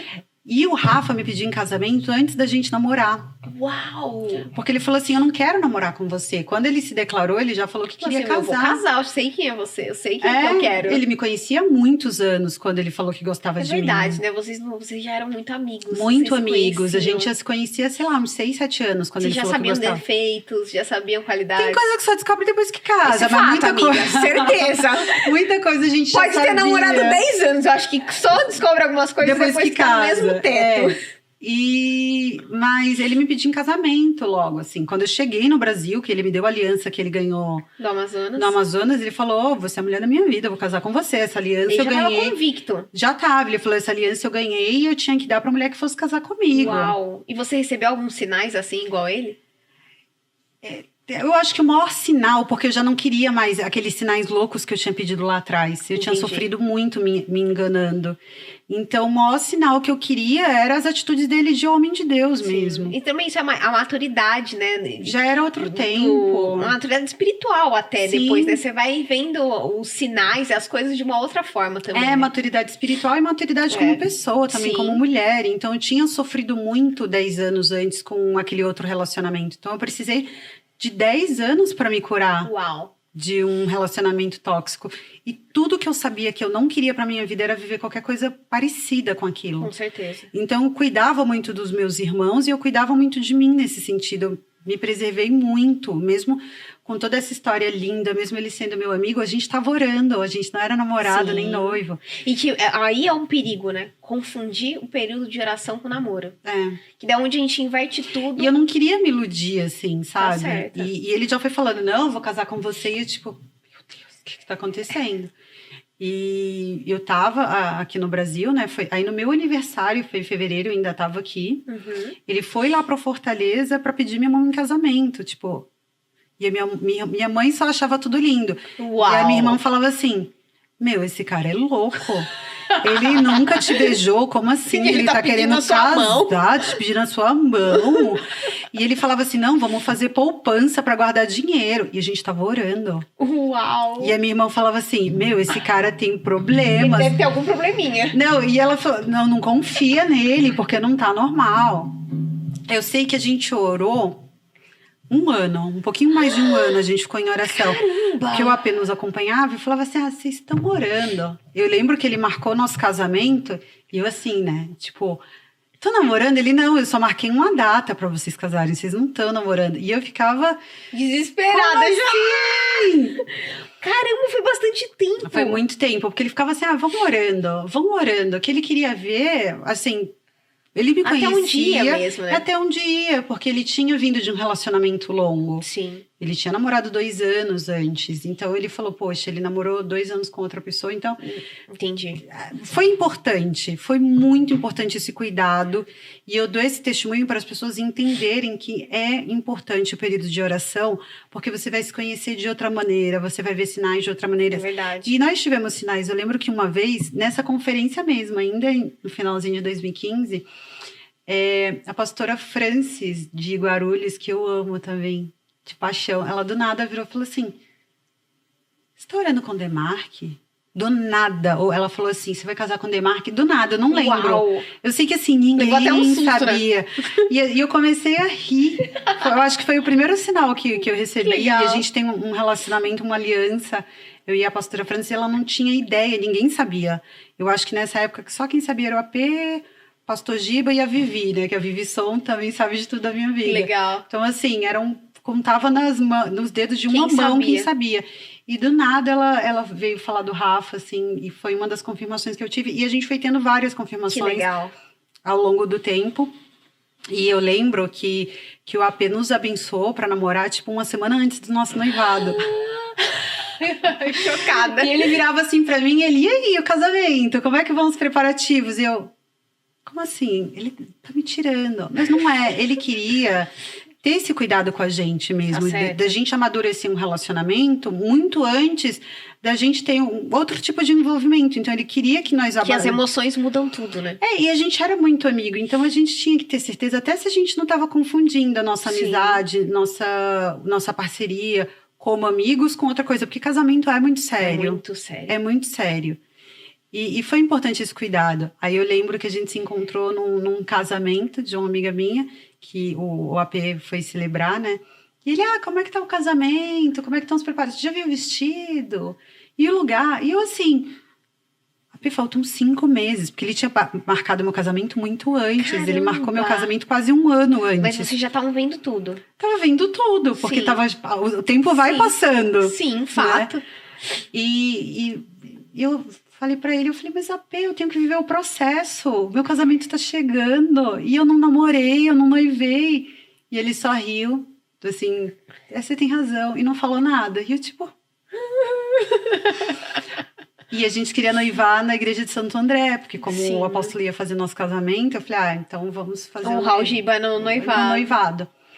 E daí eu mandei uma mensagem, né, pra Gi, perguntando que ele falou, você tem razão, se eu poderia marcar em Santo André. E daí ela respondeu, não, você vai, vai noivar no curso de líderes.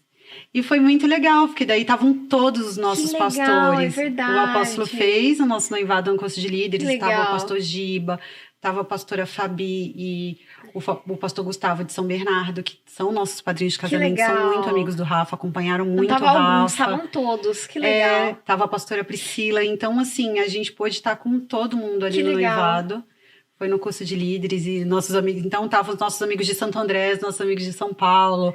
Foi muito legal, porque realmente pôde estar todo mundo. Porque se fosse lá, só iam estar as pessoas de lá. Verdade. Se fosse aqui, só iam estar as pessoas daqui. E eu acho que foi o único noivado até hoje no curso de líderes. É verdade. E foi muito, muito especial. Foi muito lindo.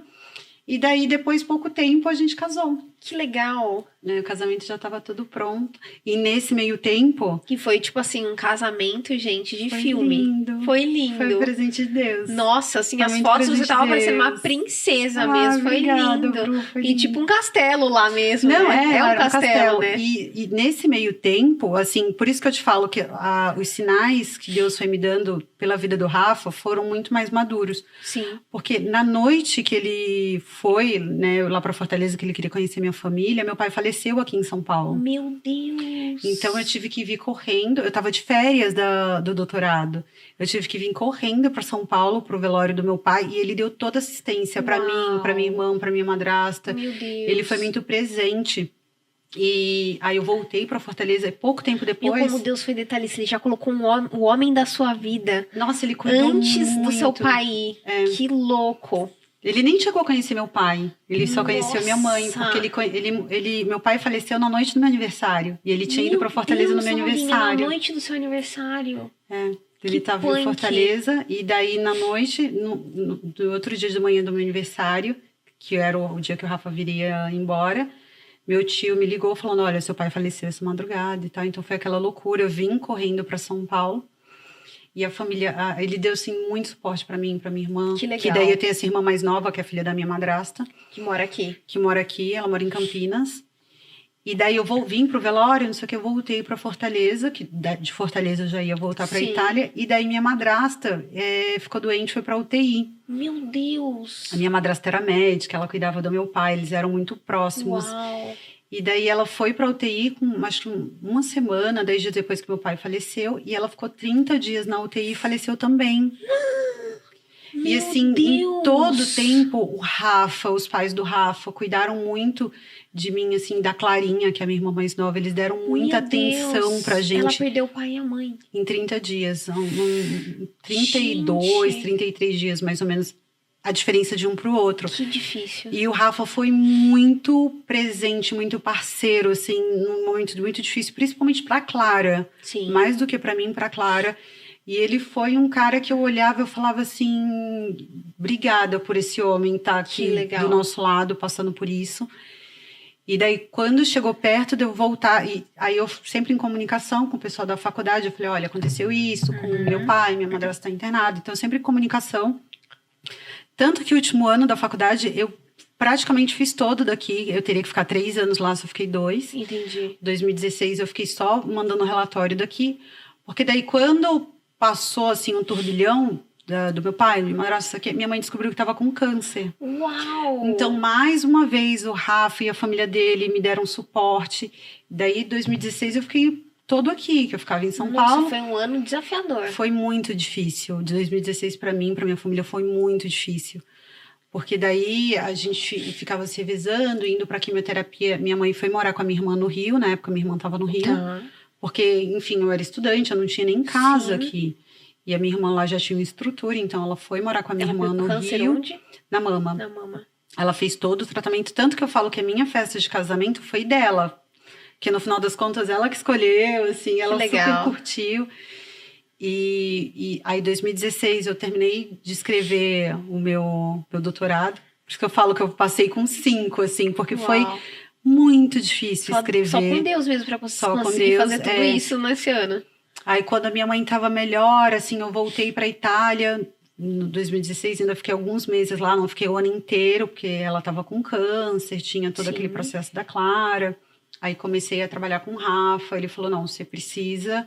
Ele tinha uma vaga e ele me contratou, então eu trabalhava com ele, eu precisava me manter aqui em São Paulo, então eu trabalhava com ele, dava assistência para minha mãe, escrevi um pouco do doutorado, enfim. Trabalhei na campanha dele, ele me botou para trabalhar na campanha dele. E foi aí, trabalhando 2016? Junto, foi. Caraca. Eu falei, se a gente não termina agora trabalhando juntos, porque a gente que realmente é Deus na causa. É Deus na causa, que eu falei, se eu não terminar com ele aqui, trabalhando junto... E vocês tinham muito contato no que você fazia? Tinha. Nossa, e a gente é muito diferente. Caraca! Eu acho que eu sou mais pragmática, ele é mais acelerado. E assim, eu quero as coisas muito certinhas e ele quer as coisas resolvidas, assim. Sim. E eu falava, meu Deus, foi assim um ano muito difícil. Que eu falava assim, eu não vou sobreviver. Mas sobrevivi. Aí eu casei no comecinho de 2017. Que legal. Eu lembro, minha mãe tava carequinha na minha festa, assim. Ela tinha feito químio o dia antes. Um dia antes do seu casamento? Não, dias antes. Não um dia antes, Entendi. Dias antes. Senão ela não teria condições. Acho que uma semana antes, 4, 5 dias. Alguns dias antes. Que eu casei num sábado, ela tinha feito, acho que no começo daquela semana, e ela passou muito mal, assim, um dia antes do meu casamento, muito mal. E ela que ia entrar comigo na igreja. Sim. E eu falava, Deus, por favor, eu não quero entrar sozinha. E ela no final, assim, ela se empolgou muito com a festa, com a ideia da festa, ela que escolheu. Que legal. Ela que meio que escolheu o lugar. Tem um testemunho, assim, no lugar. Uma amiga minha sonhou que eu casava nesse lugar, sem a gente saber. Mas aí, quando eu mostrei pra minha mãe, ela ficou muito apaixonada. Esse lugar. E ela e minha irmã se envolveram muito, assim, na festa. Mesmo? Foi em Petrópolis, no Rio de Janeiro, verdade. em Itaipava. Itaipava, isso. E no dia da festa ela tava super bem, super linda, com a peruquinha dela. E tava cumprimentando todas as mesas, e dançando, e curtindo. Eu falo que foi a festa dela. A Deus. E eu olhava pra ela e eu falava, gente, essa velhinha amanhã vai estar toda quebrada. E ela tava assim, maravilhosa, radiante, não teve efeito colateral, não acordou com ressaca da festa. Ela curtiu muito, foi muito lindo, foi muito especial. Que legal. Esse casamento, e hoje ela tá curada, tá bem. Glória a Deus. Tá viajando com as amigas, a gente fala que é uma viúva alegre, tá sempre nas discussões da terceira idade. Que bom! Ela fez 70 anos esses dias, aí eu fui lá pra Portugal, que ela tá com a minha irmã. Que gostoso! Ela vai e fica lá 3, 4, 5 meses e volta pra Fortaleza. Então ela tá curtindo. Tá curtindo. Ela tá bem. Tá super bem, Legal. A gente foi pra festa de 70 anos dela. A gente não, fui só eu, minha irmã já tava lá. Legal. Eu fui pra festa de 70 anos dela esse ano, tá super feliz. Que legal. Curada, super saudável. Que é um processo, né? Um desafio grande passar por um câncer, né? Porque são anos ali de acompanhamento, você fica na remissão, até pra ser declarada a cura são alguns anos. Sim. Todo o tratamento e você aquela incerteza que vive, né? E foi um período muito difícil quando a gente recebeu o diagnóstico, porque a gente estava vindo de dores, né? Se recuperando de uma dor, indo para outra. O susto, né? E eu gostava muito, amava muito a minha madrasta. E ela conheceu o Rafa ali numa situação difícil, e ali no hospital. Ela falava pra mim, eu faço muito gosto. Ela era carioca, ela falava, eu faço muito gosto. Que linda.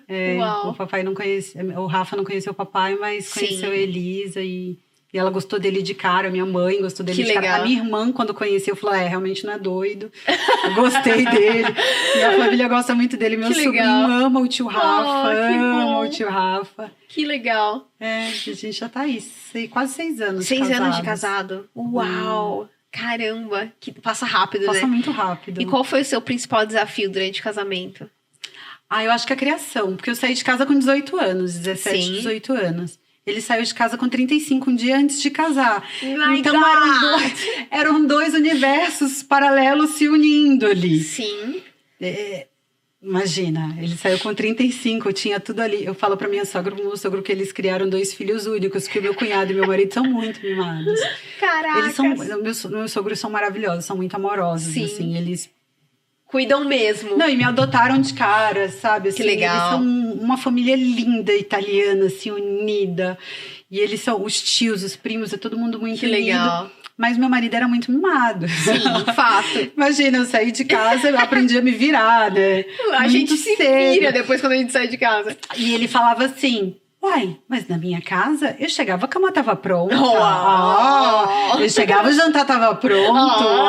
Ele falava assim, mãe! E tudo acontecia. Eu falei, meu amor, Aqui agora não tem mãe, agora a gente se ajuda, não vou fazer tudo pra você e você também não vai fazer tudo pra mim. Aqui é co-work, meu filho. Sim. Todos colaboram. Todos colaboram. Mas os primeiros meses, ele fala também que foi muito difícil para os dois, a adaptação. A adaptação é porque daí a gente tinha a nossa casa, eu tinha o meu jeito, ele tinha o jeito dele. Então, o começo eu falava assim... que eu acho esse momento até achar o nosso jeito, né? O casamento é isso. É, encontrar o jeito do casal. Exato. Né? É o meu, o dele, até encontrar o nosso. Até achar esse jeito, eu e o dele a gente quase se matou, mas a gente achou. Exato. E eu falava assim, meu Deus, o começo foi bem... A lua de mel já foi estranho.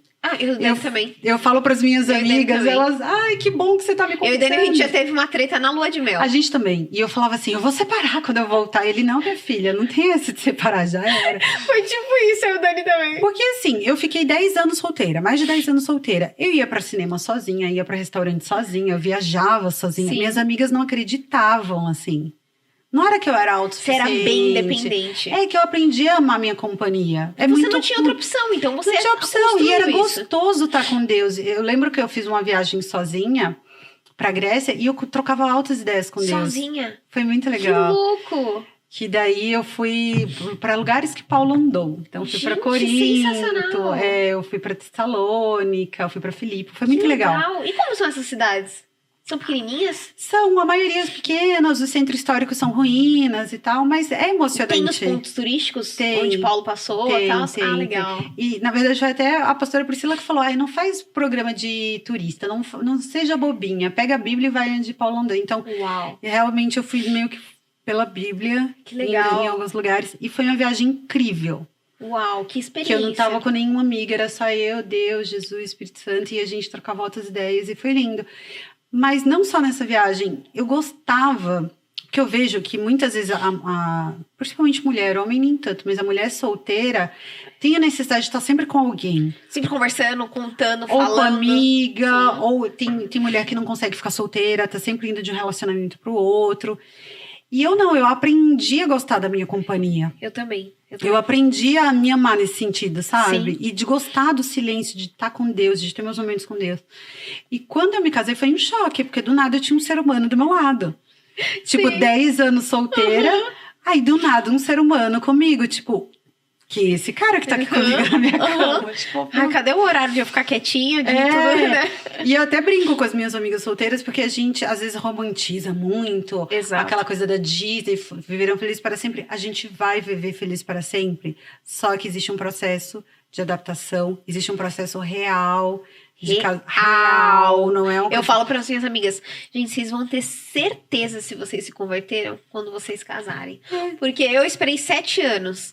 E eu achava que eu tava super queridona. A gente sempre acha pronta, plena. Quando eu casei, eu falei, meu Deus, eu tenho que desconstruir muita coisa ainda dentro de mim. Eu também. Eu tinha traumas que eu não sabia que eu tinha sido curada. Eu também. Ainda daquele relacionamento 10 anos antes. Que eu tinha medo de ser abandonada, de ser maltratada, então eu maltratava para não ser maltratada. A gente cria umas autodefesas, né? Então, assim, foram ali na lua de mel, até uns 3 meses de casado, ele fala, eu te aguentei, hein, mulher? Ele brinca assim, nossa, que difícil. Mas foi importante, assim, um processo, e eu acho necessário falar isso, porque às vezes as pessoas recém-casam e não ficam um ano casados e se separam, porque não entendem o processo, não aceitam o processo, não passam pelo processo. Sim. E é super necessário. Sim. Para ambas as partes, né? Pra todo mundo. E tem os dois lados, gente. Sempre vai ter os dois lados da moeda, se ele sentar aqui, ele vai contar a versão dele. E é, tipo, normal. E a gente precisa... Você falou, né, vocês são muito diferentes. Eu e dele também. A gente fala assim... quando a gente orava no período de oração, namoro, assim, a gente acha... E o nosso período também, de oração, namoro, durou 1 ano até o nosso casamento. E a gente achava que a gente era muito parecido. Só que depois que a gente casou, a gente viu que a gente era totalmente diferente. Que, tipo assim, eu era uma pessoa e ele era outra. E, tipo, totalmente diferente nos gostos, na vontade, nas coisas, no jeito da decoração da casa. E o Dani é aquele tipo... Aquele modelinho que ele quis no casamento escolher até o tipo de docinho. Entendi. A cor do negocinho que ia, tipo... não, Rafa não. Aí eu ficava ele só queria escolher a comida, ele só escolheu a comida. Não, o Dani, ele gosta de escolher detalhista, tudo, palpitar em tudo, detalhista. E eu sou, tipo assim, super... Não que eu não ligo, é que eu sou muito objetiva. Então, tipo, eu já quero, esse, qual que é o mais prático? Esse vai, eu também sou meio assim. Eu sou muito prática. Então... ele veio com todo esse detalhe dentro da minha vida e eu fiquei assim, gente, que é isso? Pra você ter noção, eu sempre, tipo, uma vez por mês, pelo menos, a gente vai pra Ubatuba ver meus pais. E a gente começou a ter essa rotina também depois que casou e ele indo comigo. Pra mim, sempre viajei com meus pais, ele era assim, ele chegava em casa quando a gente era pequena, daqui 10 minutos a gente vai viajar. Minha mãe não conseguia nem arrumar a nossa mala, tipo, cada um tinha que arrumar a sua mesmo. Correndo, tipo, correndo. Uau, vamos! E meu pai, tipo assim, é 7 horas. E saí correndo, e tipo, Ubatuba, São Paulo, 3 horas cravado, já tava aqui. Sem parada nem nada, segura o xixi aí, pra gente chegar mais rápido e fazer, e curtir a viagem. E eu criei isso desde pequenininha na minha cabeça. Quando a gente começou a ir, tipo, nas voltas... tudo planejado. Não, ele pegava assim, no meio da estrada, ele falava... Cidade, São Luís do Paraitinga. Vamos parar pra conhecer? Eu olhava pra ele, tá louco? Ele, por que não? A gente não tem horário pra chegar em São Paulo. Vamos parar, tomar um café, conhecer a cidade. Você tá doido? Eu achava assim que ele tava, tipo assim, com algum problema. Como assim? Não encaixava. Quer parar pra conhecer, né? Encaixava. Vamos, meu filho. Tipo isso. Aí, com o tempo, eu fui parando pra pensar. Eu falei assim, gente, por que eu tenho tanta pressa? Por que eu quero chegar tão rápido? Por que realmente não pode parar, tomar um café e conhecer uma cidade diferente? Só que, gente, até chegar nesse ponto...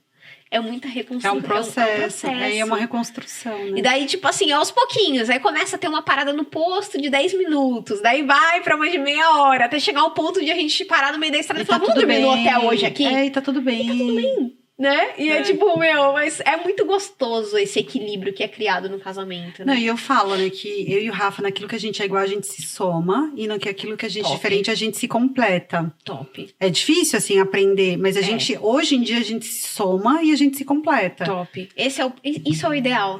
Acho que Deus deixa realmente juntarem um totalmente diferente pro outro pra encontrar. Mas mesmo os totalmente diferentes, tem muitas interseções iguais, assim. Eu vejo o Rafa, ele é a pessoa que mais parece comigo no mundo, e é a pessoa mais diferente de mim no mundo. É verdade. É estranho, assim.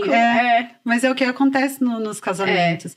Mas é importante falar dessas transições, porque as pessoas romantizam muito e tem gente que passa eram coisas traumas, que muitas coisas não me falaram antes de eu casar. E muita gente não fala. E eu falava assim, realmente... Você acha que o defeito é só com você, o problema é só comigo, eu não vou conseguir superar, é insuperável. E não tem problema insuperável.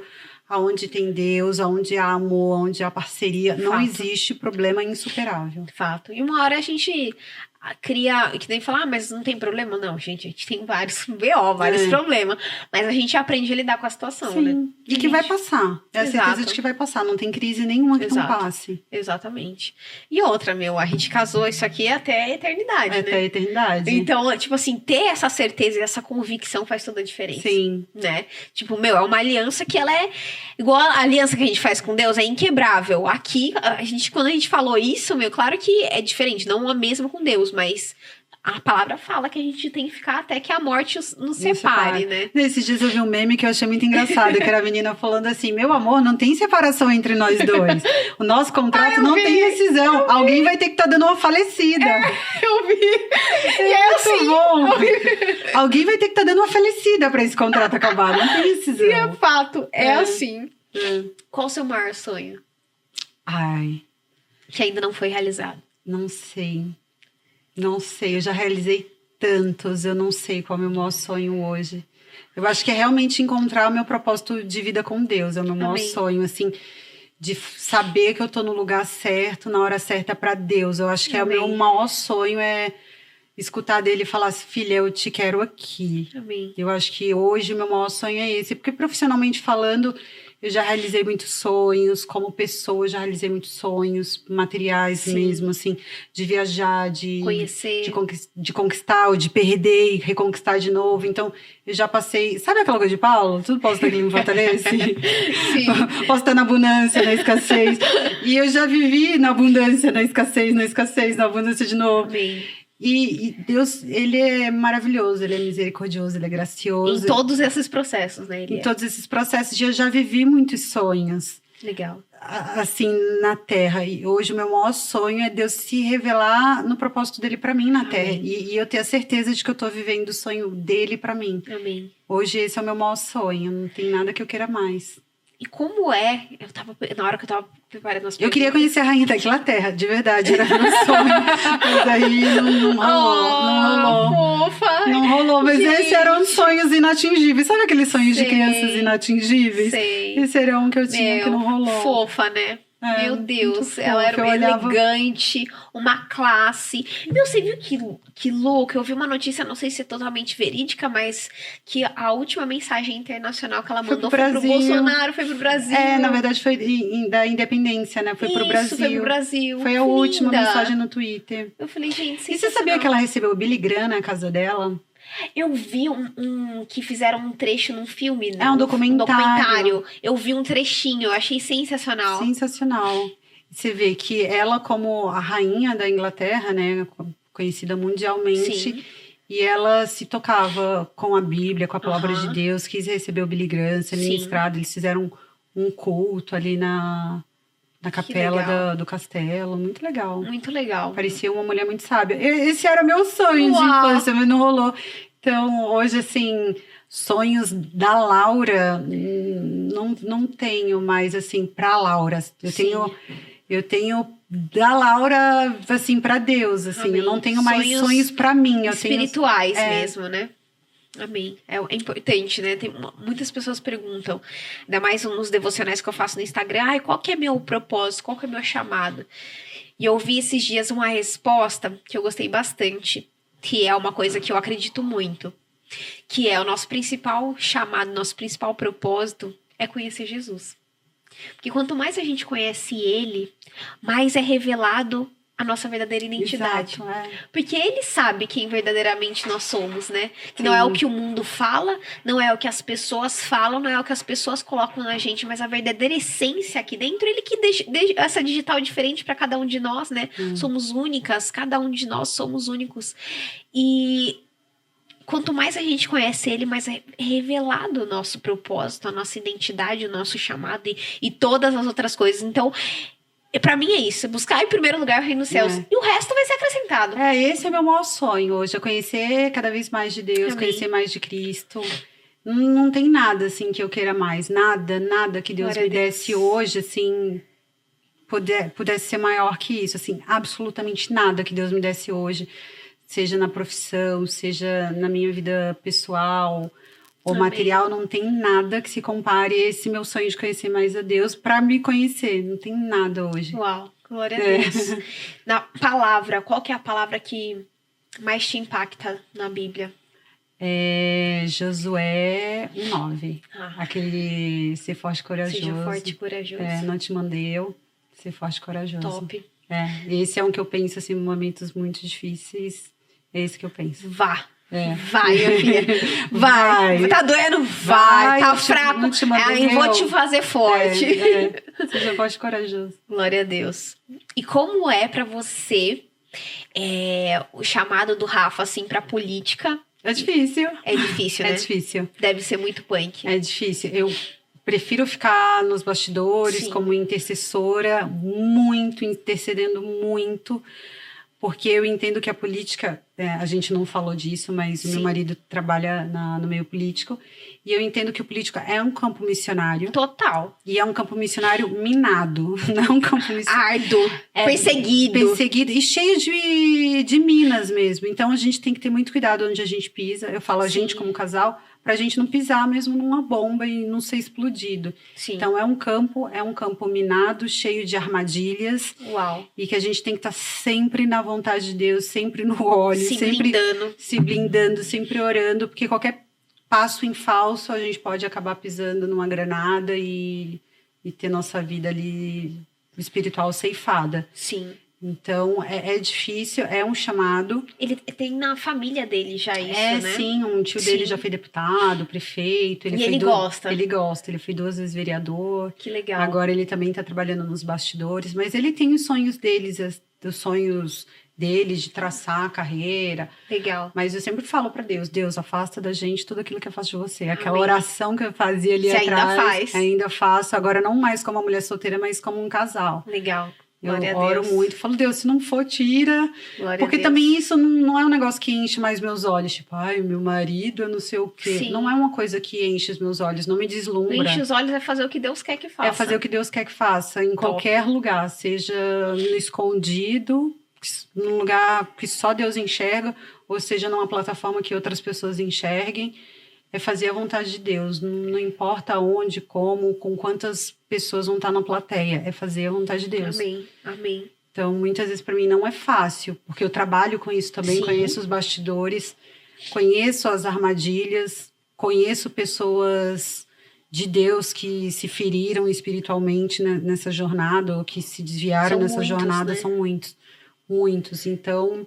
E quanto mais você convive, mais histórias você deve conhecer. Sim, né? E mais nos fere, assim, Sim. como... Né, eu sou advogada, então como advogada, como mulher de Deus, como alguém que nasceu, né, em Brasília, que também você tem essa garra de guerreira, de querer proteger. Eu sou muito leoa, né? assim, você é muito leoa. Faço os meus barracos se precisar, meus barracos santos, assim, quebro. Eu lembro quando ele tava candidato, você ia lá, ia lá, defendia, se fizesse alguma coisa errada. Tô até hoje respondendo o processo, Mentira. Tá? De adversários dele, mas tá tudo bem. Sério? Tá tudo no centro da vontade de Deus. Mas eu vou atrás, eu brigo, eu falo. Você é uma leoa mesmo, vale? Sou. Por isso que eu falo, Deus, eu tiro o Rafa, eu me transformo. E ele age como com tudo? Ele adora, né? Porque ele é a calmaria em pessoa, então eu trago esse equilíbrio. O Rafa é muito calmo, Ele é muito calmo, então eu equilíbrio. Total. Eu sou a lenha da fogueira que faltava ali, né? Você é a tempestade, ele é a calmaria. Então... A gente se precisa, a gente precisa um do outro. Total. Que legal. Que louco. Eu queria te perguntar, eu vou te fazer uma pergunta final aqui, eu vou colocar vários nomezinhos pra você falar algumas coisas, mas eu queria que você deixasse uma palavra recomendando aí pra quem tá começando na caminhada ou pra quem paralisou e precisa voltar. O que você falaria para esses processos que você teve de paradas também e quando você recomeçou e voltou? O que você falaria para essas pessoas? Eu vou falar o que um dia eu ouvi no NV. Top. Quando eu vim para a igreja, ainda nem existia Ministério de Mulheres, eu ia para o NV para me curar do meu relacionamento tóxico. Por isso que eu te falei da cocaína, porque foi algo que eu aprendi no Ministério Nova Vida. Falar, quem tá começando a caminhada ou quem se desviou e tá querendo voltar, ou ainda que não queira voltar, volte, porque não existe nada no mundo que possa preencher esse vazio que só Deus pode preencher. Existe um vazio dentro de nós que é exatamente do tamanho de Deus. E só Ele pode preencher. Amém. Se cerque de pessoas de Deus. Evite os lugares da ativa, as atitudes da ativa e as companhias da ativa, o que a gente fala no Ministério Nova Vida. Então, os lugares da ativa são os lugares que te fazem cair. As atitudes da ativa são o passo a passo que te faz pecar. O pecado não acontece instantâneo, ele é um processo. Não é do dia pra noite. Não é do dia pra noite, assim, é um processo. E as amizades da ativa, que são as pessoas que te levam a cair, são as pessoas que te levam a pecar. Então, se você tá no começo da caminhada, se você ainda tá fraco, eu sei que a gente acha que é forte o suficiente para manter velhas atitudes, mas a gente não é. Deus vai trazer os seus amigos, a sua família através de você para Ele, mas você também tem que estar fortalecido. Então, eu recomendo que se cerque de pessoas que estejam espiritualmente mais fortalecidas nesse processo. E no momento certo, você vai conseguir trazer os seus outros amigos, você vai conseguir trazer sua família, suas pessoas que você ama. Mas eu falaria isso. Top. Isso é muito importante. Esse é o principal passo. O primeiro é mudar o comportamento. Ainda fraco, ainda dolorido. Você tem que mudar as suas atitudes para ter resultados diferentes. Total. É exatamente isso. Além da Bíblia, teve algum outro livro que te influenciou na vida? Ai, tiveram vários. Eu gosto do Campo da Batalha na Mente. Muito top. Da Joyce Meyer. Porque a minha mente é... Pessoa TDAH, né? Então eu tô sempre batalhando na mente. E é tudo aqui que acontece Tudo aqui que acontece. 5 linguagens do amor pra gente entender. Principalmente, recém-casado, vai casar? Leia! 5 linguagens do amor. Pra você entender as linguagens de amor. Porque a sua linguagem de amor não é da mesma... Pode não ser a mesma linguagem de amor da outra pessoa. Tem um que tá na minha cabeceira que ainda não li, que é do Luciano Subirá, Até que Nada Mais Importe. Top. Tá lá, eu preciso começar. Tem os livros do AP, Tem acho que é Mais Forte que a Tempestade. Eu sempre erro o nome desse título do livro. Eu sempre falo o livro do AP da Tempestade, que foi o livro que eu dei para minha mãe na época que ela estava fazendo a químio, que ela gostava bastante. Não sei, são muitos. Mas já tem boas dicas aí, ó. Boas dicas. Esse 5 linguagens do amor. Acho que um que é Heróis da Fé. Será que eu sou muito ruim pra lembrar título. Não lembro, de um gringo. Top. Mas é bem legal. Top. Muito bom. A gente precisa de umas referências assim que... tem um da pastora Priscila que eu amo também, que é a Flores no Altar. Que é mais voltada para mulheres, para lideranças espirituais femininas. A Flores no Altar é muito legal. Top. Muito bom. A gente tá indo pro final já, falando bastante. Gente, vai dar 2 horas de podcast. Vai ter que dar uma cortada, né? Nossa, mas foi muito gostoso. Nem parece. Passou super rápido. Passou super, né? Super rápido. Eu vou falar uma palavra e você precisa responder com uma palavra. Tá. Então, por exemplo, assim, eu vou te falar câmera, você vai falar luz. Tá bom. Você vai responder bem rapidinho mesmo. Deus, tá bom. Mãe. Amor. Pai. Proteção. Jesus. Infinito. Igreja. Família. Deus. Tudo. Amor. Família. Dinheiro. Necessário. Brasil. Minha paixão. Sonho. Jesus. Família. Alicerce. Felicidade. Jesus. Tristeza. Falta de Jesus. Fácil. Não existe. Difícil. Uma perspectiva. Música. Morada. Tem uma, acho que da Morada. Aquieta minha alma. É linda. Não sei o nome. Eu sou ruim de título. Aquieta minha alma. Aquieta esse minha nome. alma. Apocalipse. Tá chegando. É isso.